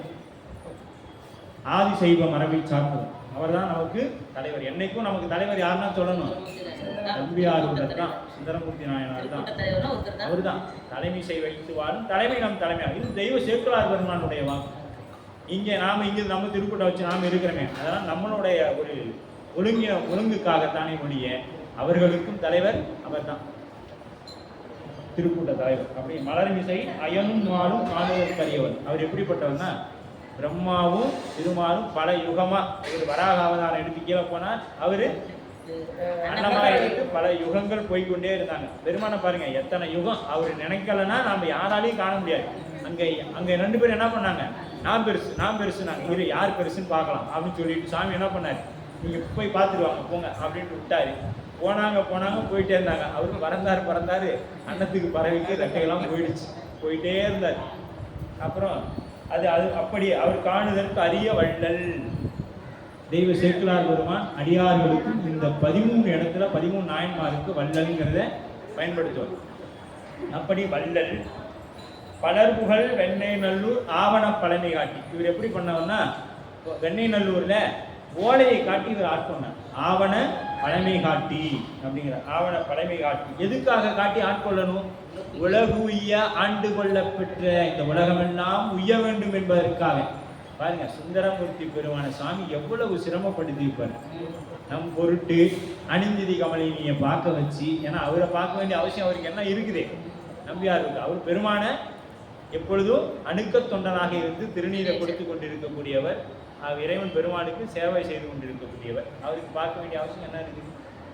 பார்த்த மாத்திரத்தில் அப்படி திரும்பின மாத்திரத்தில் சிவ சிவ அப்படின்னு மறுபடியும் மலர் படிக்க வந்துட்டார். அவ்வளோதான். பார்த்தாரு, ஏதோ புதுசாக இருக்கிறாங்களே சேடியர்கள்னு பார்த்தாரு. பார்த்த மாத்திரத்தில் அழகாக இருக்கிறாங்கன்னு ஒரு எண்ணம் வந்துச்சு. இதுதான் அவர் எண்ணம் கொடுத்தது இறைவன். மாத்திரத்தில் மீண்டும் வந்துட்டார். பூ பறிக்க போனார். இறைவன் நிறுத்து சுந்தரா அப்படின்ட்டார். ஏன் சுவாமி? மாதர் மீது மனம் போக்கினாய், மாதர் மீது மனம் போக்கினாய், அதனால நீ நிறுத்து அப்படின்ட்டார். அதன் பிறகு அங்கே சுவாமி பாருங்க, எதையுமே இறைவன் நம்ம கேட்காம கொடுக்க மாட்டார். முக்தி வேணுமாலும் கேட்காம இறைவன் கொடுக்க மாட்டார். இங்க கேட்கிறார், கைகள் நஞ்சலி கூப்பி கலைஞான் செய்ய சேவடி நீங்கும் சிறுமையே மையல் மாணவனாய் மயங்கும் பொழுது ஐயனே தடுத்தாட்கொள்ள வேண்டும். பெருமானே, நாங்கள் போய் அந்த உலகாய வாழ்க்கையில ஈடுபட போவேன், அப்ப நீ என்னை தடுத்து ஆட்கொள்ள. நாமளும் அப்ப எங்கேயாவது கேட்டு இப்போ ஒரு காரியம் தடப்படக்குள்ள சொல்லுவோம், ஏன் சாமி நானும் நல்லது பண்ணா நீ வந்து இப்படி தடுக்கிறேன், உனக்கு தான் நான் தொண்டு செய்துட்டு இருக்கிறேனே அப்படின்னு நாம எங்கேயாவது அதுக்கு கேட்டு வச்சிடும். அதனால சாமி அது அடியார் கேட்காம உன்னை என்னைக்கும் இறைவன் நமக்கு தரமாட்டார். தொண்டர் இச்சையில், தொண்டர் என்ன ஆசைப்படுறாங்களோ அது செய்வார். இந்த தலைவர் நம்ம மற்ற தலைவர்லாம் போய் சொல்லணும், ஐயா எனக்கு இது வேணும் அப்படின்னு. ஆனா இந்த தலைவருக்கு அப்படி இல்லை. நாம உள்ளுக்குள்ள நினைச்சாலே தெரிஞ்சிடும், ஆகா இவன் இதுக்கு நினைக்கிறான் அப்படின்னு. அப்ப நினைச்சு பாருங்க, ஒரு சின்ன அந்த அழகா இருக்கிறாங்கிற எண்ணம் மட்டும்தான் ஒரு பிறவி திருவாவதாரம் பண்ண வச்சுட்டார் சுவாமி. எதற்காகனா நம் பொருட்டு தான் உலகு. ஆனா இதை அப்படியே கொஞ்சம் நமக்காக எடுத்துக்கொண்டோம்னு பார்த்தீங்கன்னா, ஆசை இருந்தா பிறவி உண்டு. அப்ப நாம எவ்வளவு ஆசைகள் படுறோம், நமக்கு எவ்வளவு பிறவிகள் உண்டுன்னு பார்த்துக்க வேண்டியதான். நான் கருப்பா இருக்கிறேனே, வெள்ளையா இல்லையே அப்படின்னு நினைச்சோம்னா அடுத்து நமக்கு வெள்ளையா ஒரு பிறவி உண்டுன்னு அர்த்தம். அவங்களுக்கு முடி குறைவா இருக்குதே, முடி நிறையா இருக்குதே, எனக்கு குறைவா இருக்குதேன்னு நினைச்சிட்டோம்னா உண்டு. அப்ப நாம எவ்வளவு திட்டமிட்டு நம்ம எவ்வளவு பண்ணிருக்கோம். அதனால தான் அருணகிரிநாதர் என்ன சொன்னாரு, எழுகடல் மனதெனில் மணல் எண்ணில் எனதிடர் பிறவி அவதார். என்னோட பிறவி அவதாரம் எப்படின்னு பார்த்தீங்கன்னா, 7 கடல் மண்ணை கூட நீ எண்ணிடலாம், என்னோட பிறவியோட எண்ணிக்கையை சொல்ல முடியாது. 84 லட்சம் யோனி பேதத்தில் எத்தனை முறை பிறந்தேன், எத்தனை முறை இறந்தேன் எனக்கு தெரியாது. அந்த அளவுக்கு என்னோட பிறவி இருந்திருக்குதுப்பா அப்படின்னு சொல்லுவார். அந்த மாதிரி தான் நம்மளோட. அப்ப நாம் எல்லாம் உய்யும் பொருட்டாக நாளம் உய்ய நாம் உய்ய சைவ நன்னெறிதான் உய்ய. ஏன் நம்பியாரூரர் வந்தார்? சுவாமிக்கு யோகத்தின் யோக நிலையில இருந்து சுவாமிக்கு அணுக்க தொண்டனாக தம்பிரான் தோழனாக இருந்தவர் ஏன் வந்தார் அப்படின்னு கேட்டீங்கன்னா, நாம் உய்வதற்காக. நாளும் உய்ய சைவ நன்னெறிதான் உய்ய. இப்ப அவர் வல்லேனா திருத்தொண்ட தொகைன்னு ஒண்ணு இல்லை. திருத்தொண்ட தொகை இல்லைன்னா 63 பத்தி தெரியாது. 63 பத்தி தெரியுமா, தேவாரம் திருவாசகம் இல்லை, நாம பெருமான் பெருமையை அறிந்து கொள்ள இயலாது. ஆகவே பெருமான் வைத்த கருணையின் காரணமாக நம்பியாரூரர் திரு அவதாரம் செய்தார். அந்த அளவில் இந்த முதல் சருக்கத்தை தெய்வ சேக்கிழார் பெருமான் நிறைவு செய்து 2வது சருக்கமாகிய இலைமலிந்த வேள் நம்பி எரிவத்தற்கு அடியேன் அப்படின்னு சொல்லி ஆரம்பிப்பார். இதில் 7 நாயன்மார்கள் போற்றுவாங்க. எம்பிரான் எரிபத்த நாயனார், ஏனாதி நாயர், கண்ணப்ப நாயனார், கும்பிலியக்கலைய நாயனார், மானக்கஞ்சார நாயனார், அறிவாட்ட நாயனார், ஆனாய நாயனார், இப்படி 7 நாயன்மார்களை போற்றி துதித்து வழிபாடு செய்வார். இலைமலிந்த சருக்கம் என்பது இதுகாலம் நாம் பார்த்து கொண்டு வந்த துண்டுகள் எல்லாம் மென் துண்டுகளாக இருந்தது. இப்ப நாம பார்க்கக்கூடிய இந்த அடியார் புராணம் வன் தொண்டு. வன் தொண்டன் அப்படின்னா யாருங்க? அம்மா மட்டும்தான் சொல்றாங்க, வேற யாரும் வாயை திறக்க மாட்டேங்க. அப்ப சுந்தரமூர்த்தி நாயனார் வன் தொண்டன் ஏன் சொன்னாங்கன்னா, அவர் வார்த்தைகளாலேயே இறைவனை கொண்டெடுத்தார். நம்ம திருமுருகன் குண்டி வருவாங்க, சேரமான் பெருமான்கிட்ட பொன் மூட்டைகள் எல்லாம் வாங்கி கொண்டு வருவார். நம்ம சாமியும் அடியார்கிட்ட விளையாடுறத தவிர அவர் வேற யாரும் இருக்கா. அதனால என்ன பண்ணாரு, தோழன் தானே, அதனால அவர் கொண்டு வந்த அந்த மூட்டைகள் எல்லாம் இன்னைக்கு அந்த குழி போனீங்களா திருமுருகன் குண்டியில இருக்கும், அங்க கொண்டு வந்து அந்த நகைகள் எல்லாம் மறைச்சு வச்சுக்குவார். பூதங்களை கொண்டு, புறற்பூதங்களை கொண்டு வந்து மறைச்சு வச்சுக்குவார். சுவாமி அங்கிருந்து வருவார், நீங்க இருக்கிறியா அப்படின்னு கேட்பார். எதுக்கு இங்க இருந்தீர் எம்பிரான் நீரே அப்படின்னு. அங்க போவார், கண்ணை கொடுங்குவாரு, வாழ்ந்து போதீரே, நீ நல்லா வாழு, நான் எனக்கு கொண்டாடி, நீ 2 கொண்டாடியோட நல்லா இரு, 3 கண்ணோட நல்லா இருக்கு, நான் மட்டும் கண்ணு இல்லாம இப்படி குருடா இருக்கிறேன் அப்படின்னு சொல்லி அங்க காஞ்சிபுரத்துல கோணகாலம் தனியூர்ல பேசுவோம். காஞ்சி மாநகர்லயே பேசுவார். அதுதான் சண்டையே போடுறாரு, நீ வந்து பைத்தியக்காரன், யாராவது ஒரு அந்தனருக்கு அந்தனர் அடிமையாக முடியுமா, நீ வந்து அடிமைன்னு சொல்றையே அப்படின்னு சொல்லி தானே கேட்கிறாரு. அப்படி அங்க என்ன சொல்றாருங்க, கேட்கிறாரு, நீ வாழ்ந்து போதீரு, நம்ம ஒரு பொருளை ஏமாத்தினா சொல்லுவோம் நல்லாரா அப்படின்னு சொல்லுவோம், ஆனா மனசுல அப்படியே நினைப்போம், அது சாபமா எடுக்கும். நல்லா இருக்க கூடாதுங்கிறது என்ன சொல்லுவோம், நல்லா இருடா அப்படின்னு சொல்லுவோம். அந்த சொல்ற தோரணையிலே அவங்க தெரிஞ்சுக்குவான், ஓ இவன் நம்மளை சபிக்கிறான் அப்படின்னு. அது மாதிரி அவங்க சொல்றாரு, சாமி வாழ்ந்து போதீரே அப்படிங்கிற, அதனால அவர் வன்தொண்டு அப்படின்னு. அதே மாதிரி இவருடைய செய்த எரிபத்தர் செய்த தொண்டு வன்தொண்டு அப்படின்னு பேரு. இவர் திரு அவதாரம் செய்தது கரூர் மாநகரம், முக்தி பெற்றதும் கரூர் மாநகரத்திலேயே. மாசி மாதத்தில் வரக்கூடிய அஸ்த நட்சத்திரம், அஸ்த நட்சத்திரத்துக்கு நம்ம கோயிலுக்கு ஒரு சிறப்பு சொல்லுங்க.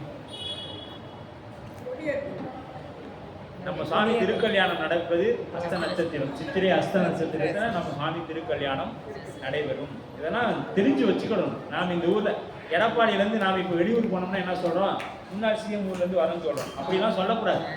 நஞ்சுண்டேஸ்வர பெருமான்ட்டு வரேங்க அப்படின்னு சொல்லணும். அப்போ நஞ்சுண்டேஸ்வர பெருமான் எங்க இருக்கு, சேலம் மாவட்டத்தில் எடப்பாடியில் சாமி எழுந்தருள் பண்ணியிருக்கிறார் அப்படின்னு சொல்லணும்.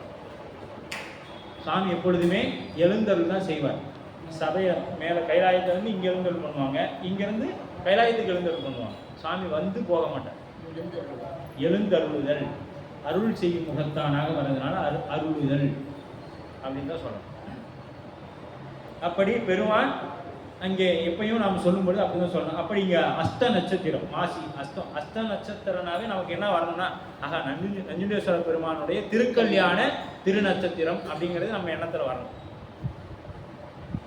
அப்படி வந்தா அந்த நிமிடம் நாம நீலகண்டமாகிய நஞ்சுண்டேஸ்வர பெருமானை நினைத்திருக்கோம். அது அவருக்கு தெரியும். ஆஹா பரவாயில்ல, எவ்வளவு சிரமம் தெரியும், அந்த திருநட்சத்திரம் வந்தோன்னு நம்மளை நினைச்சுக்கிட்டானே அப்படின்னு அவருக்கு அந்த மகிழ்ச்சி தான் அவருக்கு தேவை, அந்த அன்பு தான் அவருக்கு தேவை இல்லையா? அப்படி எடுத்துக்கொள்ளும். அப்படி எரிபத்த நாயனார் இலைமணிந்த சருக்கத்தில் முதல் நாயன்மாராக இருக்கக்கூடியவர் எரிபத்த நாயனார். இலைமணிந்த வேள் நம்பி எரிபத்தற்கு அடியேன். இலைமணிந்த வேள் நம்பி அப்படின்னா அவரு மலர்களை பறித்து தொண்டு செய்தவர். வேள் நம்பி அப்படின்னா, வேல்னா இந்த புத்தர் அது மாதிரி இருக்கும், இது கோடரிக்கும் வேல் என்று ஒரு பொருள் உண்டு. அதனால வேல் நம்பி எரிபத்தற்கு அடியேன். அப்ப அடியார்களுக்காக ஒரு இடர் என்றால் அதை அவர் இந்த இடத்துல போய் அந்த அடியார்களுடைய இடரை நீக்கக்கூடியவர். இந்த பணியை யார் செய்வாங்கன்னா சிவபெருமான் தான் செய்வார். அடியார் இடர்களையார் நெடுங்கலம் மேயவனே, அந்த பணியை யார் செய்யறாங்கன்னா இப்ப எரிபத்தர் செய்யறார். அடியார்களை பற்றி யாராவது இடர்பாடு பண்ணிட்டாங்கன்னா அவங்கள போய் துருசம் பண்ணிடுவோம். அந்த மாதிரி பணிகளை செய்து வந்ததனால் அவருக்கு வன்தொண்டர் என்று போற்றப்படக்கூடியவராக இருக்கிறார். அதை வகை நூலாக, ஏன்னா எரிபத்தர் புராணம் மட்டும் நாம் இனிமே பாடலாக சிந்திக்க இருக்கிறோம். இனிமே புராணம் நாம் இதுகாலும் சென்ற பகுதியில் சிந்திச்சிருந்தோம். அதனால் அதெல்லாம் செய்யுள் சொல்லாமல் அப்படியே நம்ம பாடலாம் சொல்லாமல் அப்படியே வந்துட்டோம். இனி ஒவ்வொரு பாடலுக்கும் நம்மால் என்ற சிவகோவினையை உணர்த்திய வண்ணம் அவர் என்ன விளக்கம் சொல்லறாரோ நமக்குள்ளே இருந்து அதை உங்களுக்கு சொல்லிக்கொண்டே பயணிக்க இருக்கின்றோம். அப்படி ஊர்மதில் 3 அட்ட உத்தமர்க்கு என்றோ உயர்தவத்தோன் தார் மலர் பெய்ய வருபவன் தண்டின் மலர் பறிப்ப ஊர்மலை மேல் கொள்ளும் பாக உடல் துணி ஆக்கும் அவன் ஏர்மணி மாமதில் சூழ் கருவூரில் எரிபத்தனே. எரிபத்தருங்கிறவரு கரூர் மாநகரில் வாழ்ந்து வரார். அவருடைய தொண்டு என்னன்னு பார்த்தீங்கன்னா, அது எப்படிப்பட்ட நகரம் என்றீங்களா, ஊர் மதில், அந்த மதில்கள் பார்த்தீங்கன்னா 3 மதில்களால் சூழப்பட்ட பெரும் நகரமாக அப்பொழுது இருந்தது. ஏன்னு கேட்டிங்கன்னா, பழையாறை வளைதலை, திருவாரூர், கரூர் இதெல்லாம் சோழர்கள் மணிமூடி சூட்டிக்கொள்வதற்கான இடமாக இருந்தது. அதனால் அந்த நகருக்கு அவ்வளவு பாதுகாப்பு. இப்போ நம்ம சென்னை மாநகரம் போனோம்னா அங்கே எப்படி ஒரு முதல்வருக்கு உண்டான 3 அடுக்கு 4 அடுக்கு பாதுகாப்பெல்லாம் கொடுத்துருக்காங்களோ அதுபோல் பாதுகாப்புகள் நிறைந்த நகராக அந்த நகரம் இருந்திருக்கிறது. அந்த 3 ஊர்மதில் 3 அட்ட உத்தமருக்கு என்றோர். அப்ப இன்னொன்று 3 புறங்களை எரித்தவர் யாரு? சிவபெருமான். வெள்ளிக்கோட்டை, தங்கக்கோட்டை, இரும்பு கோட்டை, இந்த 3 கோட்டைகளையும் சிரித்தே அருள் செய்தவர் நம்பெருமான் இல்லையா? அப்படிப்பட்ட அன்பர் உயர் தவத்துவன் தார் மலர். இப்ப மலர் பணி செய்யணும்னா அது யாராலையும் செய்யல. அது திருக்கழுமலம் சீர்காழி திருப்பதிகத்துல சம்பந்த பெருமான் சொல்வார், தவம் முயல்வோர் மலர் பறிப்பன். யாரெல்லாம் அன்று அலர்ந்த மலர்களை, அன்று பூத்த மலர்களை பறித்து இறைவனுக்கு சாத்துறாங்களோ அவங்கெல்லாம் தவம் உடையவர்கள். இப்ப நம்ம போய் காட்டில் கண்ண மூடி உட்காந்து தான் தவம் பண்ணணும்னு இல்லை. தவம்லாம் யாரு முயல்றாங்களோ, தவத்துக்கு முயல்வர்களாகட்டும் தவம் உடையவர்களாகட்டும், அவங்க தான் இறைவனுக்கு மலர் பறித்து சாத்திருங்க. அந்த மலர்களை செடியில் போயிட்டு பறித்து கொண்டு வந்து சாத்தணும். அது எப்படி படிக்கணும்னு அப்பர் சாமி சொல்லியிருப்பார். எப்படி படிக்கணும்? உண்பதன் முன் மலர் பறித்திட்டு உண்ணாராகில். எது உண்பதற்கு? நாம உண்ணுவதற்கு இல்லை, வண்டு வந்து மலரில் இருக்கக்கூடிய தேனை உண்பதற்கு முன்பாக அந்த மலரை பறிக்க வேண்டும். அந்த மலரை அதிகாலை பொழுதுல போயிட்டு இந்த மலர் அப்படின்னு சொல்லி பறித்து அந்த மலரை தொடுத்து அல்லது அப்படியோ இறைவனுக்கு சாத்தணும். மலர்களை முக்கியமாக நம் நண்பர்கள் கோர்த்து இறைவனுக்கு சாத்தக்கூடாது, கட்டிதான் இறைவனுக்கு சாத்தணும். எக்காரணத்தை கொண்டும் மலர்களை ஊசியால் கோர்க்கக்கூடாது, மலர்களுக்கு வலிக்கும், அது கோர்க்கக்கூடாது. அதனாலதான் வேகமா கட்டும் பொழுது கூட பாருங்க அந்த காம்பு என்ன இருக்கு இல்லையா? அப்போ கோத்தோம்னா எவ்வளவு வலி இருக்கும் அப்படிங்கிறது தெரிஞ்சுக்கணும். அந்த மலர்களுக்கும் உயிர் உண்டு, அது போய் பேசும், இறைவனிடத்துல பேசும். அதனாலதான் நாக்கு இல்லா மலர்கள் இறைவனுக்கு பூசைக்கு ஆகாதும்பாங்க. மகர்ந்தம் இல்லாத மலர்கள் இறைவன் பூசைக்கு ஆகாதும்பாங்க.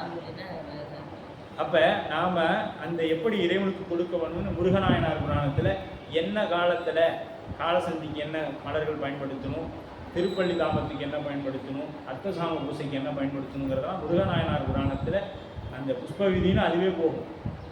அவ்வளோ இருக்கு ஆறுமுக நாவலர் எழுதணும். அந்த அளவுக்கு நாம் இருக்கணும்.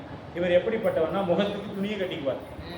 காலையில அதிகாலை 4 மணிக்கு எழுந்து முகத்துக்கு துணியை கட்டிக்கிட்டு, ஏன்னா எச்சில் படக்கூடாது, மலர் மேல் எச்சில் படக்கூடாது. நாம் இன்னைக்கு மலர் கட்டும் பொழுது கூட, மலர் தொடுக்கும் பொழுது என்ன பண்றோம்? பேசிக்கொண்டே கொடுக்கணும். அப்ப திருமுறை கூட மனதளவுல தான் பாடிக்கணும். திருமுறை பாடிக்கொண்டே இப்ப தொடுக்கிறோம்னு வச்சுங்க, அப்ப நம்ம எச்சில் மலர்கள் படும். நான் ஒன்றும் செருத்துணை நாயனார் மனைவி அல்ல, எச்சில் பட்டோன்னு சாமி சந்தோஷப்படுறது. நாம் இன்னும் வினை பயப்பட்டு நிற்கக்கூடியவர்கள் இருந்தாலும் இறைவன் அந்த அம்மானாலதான் அருள் செய்யறாங்க. அது போல நாம் அந்த அளவுக்கு புண்ணியம் பண்ணவங்க இல்லை, வினை நீக்கம் பட்டவர்களும் அல்ல. அப்ப நாம அந்த இடத்துல அந்த தூய்மையை கடைபிடிக்கணும், தூய்மையை கடைபிடிக்கணும். அப்படி அந்த தூய்மையை கடைபிடித்து வரக்கூடியவராக இருக்கிறார். அவர் எப்படிப்பட்ட இந்த ஒரு நல்ல கார் மலர் கொய்ய வருபவன் தண்டின் மலர் பறிப்பு. அவர் ஒரு தண்டு வச்சிருப்பார், ஒரு குச்சி மாதிரி வச்சிருப்பாரு. அவருடைய பெயர் பிறகு சொல்வார். அவர் சிவதா அப்படிங்கிறவர் அவருடைய பெயர். சேக்கலார் அதுக்கு முன்னாடி சொல்லுவாங்க. அப்படிப்பட்டவர் அங்கே அந்த செய்து வரக்கூடிய ஊர்மலைனா அந்த யானை மேற்கொள்ளும் பாகம் உடல் துணிந்து, யானையும் அந்த மேற்கொண்ட பாகனுடைய உடலையும் துணிந்து, அது மட்டும் இல்லாத அதுக்கு பணி செய்யக்கூடிய ஒரு 8-10 நண்பர்களையும் செய்தாங்க. அப்ப துணிந்துட்டார்.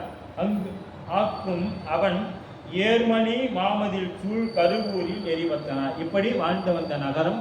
இப்போ இது மேலோட்டமா நமக்கு நம்பியாரூரர் திருத்தொண்டர் திரு அந்தாதி என்கின்ற வகை நூலாக கொடுக்கின்றார். இது சொல்லப்பட்டது. அடுத்தது விரிநூல்.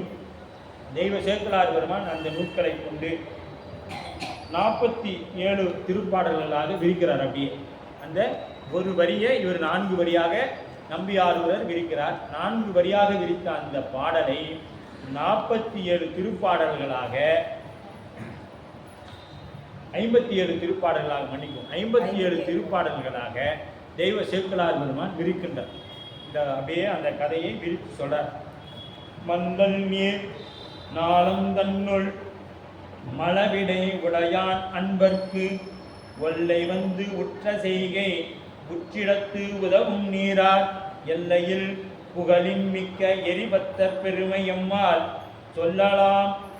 சொல்லலாம் படித்தன்று எனும் ஆசையால் சொல்லலுற்றாம்.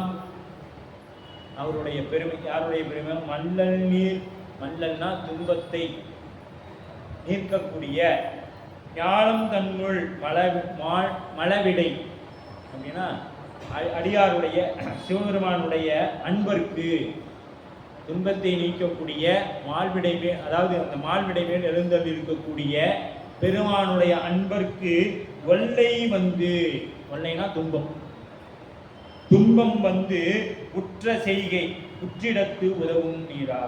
இப்போ அந்த செய்கை நடந்துருச்சுன்னா, அந்த ஒரு இடர்பாடு ஏற்பட்டுச்சுன்னா அந்த இடத்துலயே தீர்ப்பு கொடுத்துருவார் எரிபத்தர். அதே இடத்துலயே முடிச்சிருவார் அந்த பிரச்சனையை, அந்த இடத்துலயே அதுக்கு தீர்ப்பு கொடுத்து முடிச்சிருவார். அப்படிப்பட்ட எரிபத்தர் எல்லையில் புகழின் மிக்க எரிபத்தர். அவர் எல்லையில்லாத புகழை கொண்டவர்.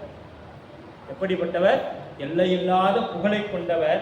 பெருமை எம்மால் சொல்லலாம். நான் இந்த அவருடைய பெருமையை நான் சொல்லலான்னு ஒரு ஆசை எனக்கு, அந்த ஆசையினால உங்க முன்னாடி நான் சொல்ல வந்திருக்கேன் அப்படின்னு சேக்கிழார் பெருமான் சொல்வார். இது அவை அடக்கமாக போற்றப்படுகிறது. இப்ப நாமளும் அப்படித்தான். எனக்கும் ஒன்றும் தெரியாது. எங்க நஞ்சுண்டேஸ்வர பெருமான் என் மீது வைத்த அடியன் மீது வைத்த கருணையின் காரணமாக கொண்டு வந்து ஏதோ ஒன்று குழப்படிச்சுக்கிட்டு அப்படின்னு சொல்லி உட்கார வச்சுக்கிறேன். இப்போ அடியனை விட நல்ல ஞானம் பெற்றவர்கள், பல வகுப்பு கேட்டவர்கள்லாம் அடியன் முன்பாக இருக்கிறது. எனக்கு ஒன்றுமே தெரியாது. என்ன பண்ணுறது? என்னுடைய ஆணவம், ஆசையின் காரணமாக ஏற்பட்ட ஆணவம், அது உங்களிடத்துல நான் அடியார் பெருமை உங்களுக்கு தான் சொல்லிடுவேன் அப்படின்னு என்னை கொண்டு வந்து இங்கே என்ன பண்ணிடுச்சு?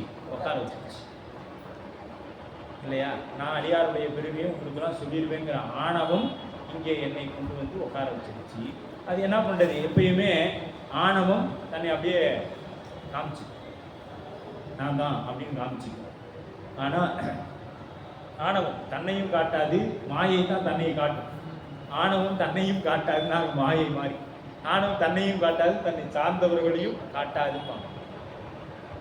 இப்போ ஒரு இருட்டான அறையில் போயிட்டோம்னா ஒரு பொருளை பார்க்க முடியுமானா முடியாது. ஆனால் ஒரு ஒளி இருந்ததுன்னா அதை பார்க்கலாம். ஆணவங்கிறது அப்படி, மாயைங்கிறது அப்படி. ஆனால் ஆணவங்கிறது என்னன்னே காமிக்காது. அப்போ அதனால தான் பத்தினியை விட பத்தினியும், பத்தினியை விட பத்தினி. பத்தினி தான் கணவனுக்கு தன்னை காட்டுவார், அது யாருக்குமே காட்டார் ஆணவம். ஏன்னா பார்த்தீங்க, என்னை பாருங்க, எவ்வளோ நல்லமா பாரு, எவ்வளோ நல்லதெல்லாம் சொல்கிறாரு, எவ்வளோ நல்லவராக இருக்கிறாரு அப்படின்னு நீங்கள் நினைக்கலாம். ஆனால் அங்கே அந்த பக்கம் போய் பார்த்தா தான் தெரியும் எவ்வளோலாம் திமிராக நடந்துகிட்டு இருக்கிறோம் அப்படின்னு. அதுதான் ஆணவம். அது இங்கே தெரியாது. இங்கே பார்த்தா நல்ல பக்கம் அப்படின்னு சொல்லிக்கிறோம். அந்த பக்கம் போய் பார்த்தா தான் எவ்வளோ கேவலமானதெல்லாம் பண்ணிட்டு இருக்குன்னு தெரியும் இல்லையா? அப்படி இங்கே என்ன சொல்ற, அந்த ஆசையினால் சொல்ல விட்டேன். சேக்கிழார் அப்படி சொல்லலை, பணிவாக சொல்கிறார். என்னால இவங்களோட பெருமை என்ன அங்கே சொல்கிறார் இல்லையா? கடல் நீரை ஒரு நாய் வந்து நினைச்சிட்டான், நான் நக்கியே குடிச்சிருவேன் அப்படின்னு. அந்த மாதிரி தான் இவருடைய பெருமையை நான் சொல்ல துணிந்தது அப்படின்னு இந்த இடத்துல சொல்றாங்க. பொன்மலை புலி வென்று ஓங்க புதுமலை இடித்து போற்றும் அந்நெறி வழியே ஆக அயல்வழி அடைத்த சோழன் மன்னிய அனவாயன் சீர்மரபின் மாநகர் ஆகும் தொல் நெடும் கருவூர் என்னும் சுடர்மணி வீதி ஊர்.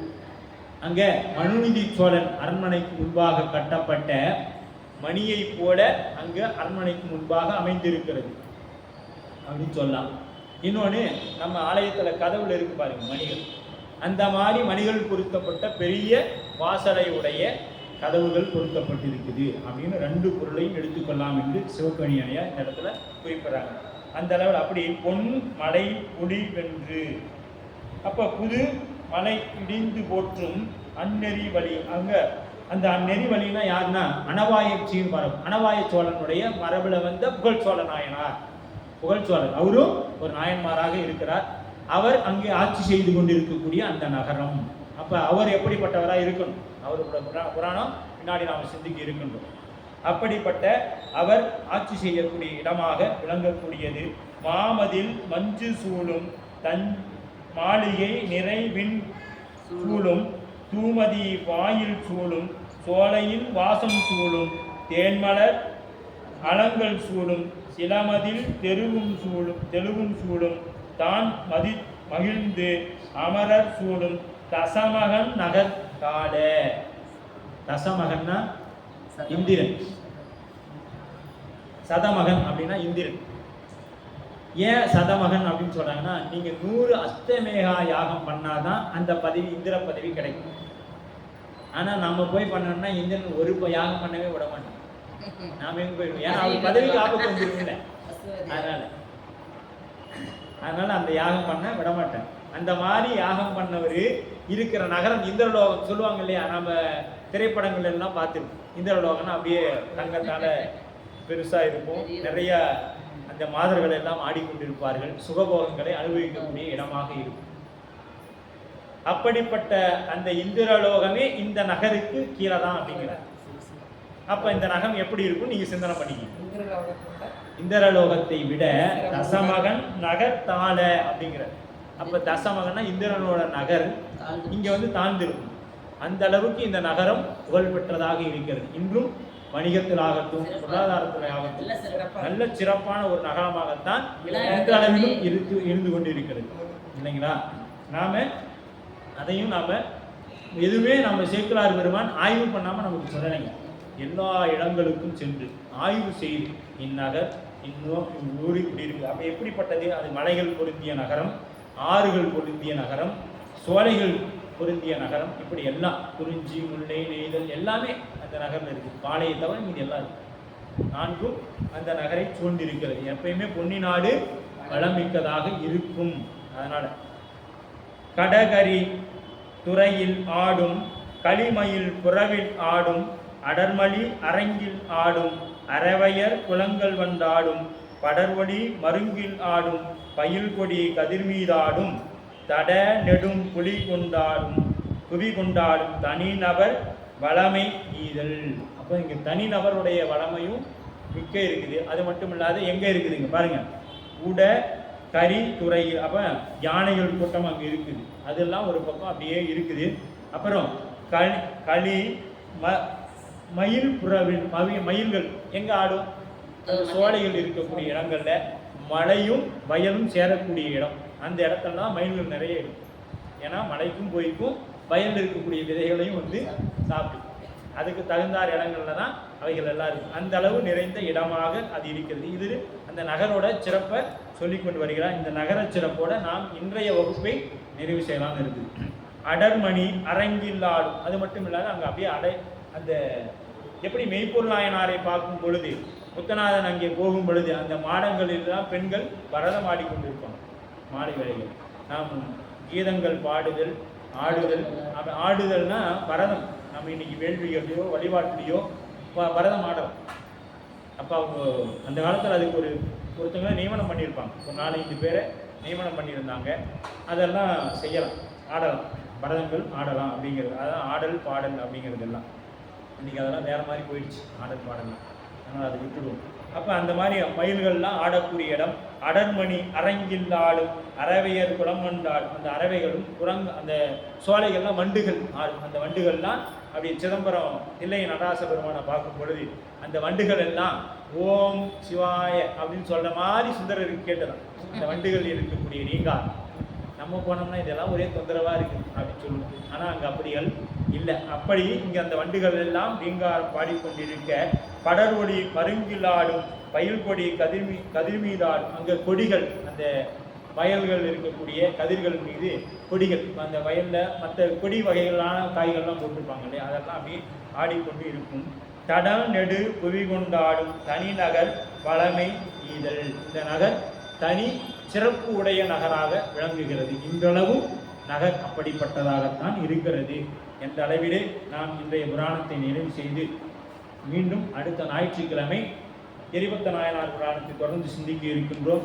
சனிக்கிழமை நம்ம ஆழிப்பிள்ளை எம்பிரான் திருஞான சம்பந்தருடைய குரு பூசை மாலை 7 மணி அளவிலே சிறப்பாக நடைபெற இருக்கும். அன்பர் பெருமக்கள் முடிந்தளவு தவறாமல் 4 குரு பூசையிலாவது கலந்து கொண்டு உயிர் பெற உங்கள் பொன்னார்த்திருவடிகளை மனம் மொழி மெய்களால் வணங்கி அன்போடு வேண்டுகிறோம். திருச்சிற்றம்பலம். என்றும் இன்பம் பெருகும் இயல்பினால் ஒன்று காதலித்து உள்ளமும் ஒங்கிட ஒன்றார் அடியார் வான்புகள் நின்றதெங்கும் நிலவே உலகிலா வான்முகில் வளாது பெய்க மலிவளம் சுரக்க மன்னன் பொன்முறை அரசு செய்க விரைவிலாது உயிர்கள் வாழ்க நான் மறை அறங்கள் ஓங்குக நற்றவம் வேள்வி மல்க மேன்மை கொள் செய்வ நீதி விளங்குக உலகமெல்லாம் மேன்மைகள் சைவ நீதி விளங்குக உலகமெல்லாம். மேன்மைகள் சைவ நீதி விளங்குக உலகமெல்லாம். அரங்கர பார்வதி மதையே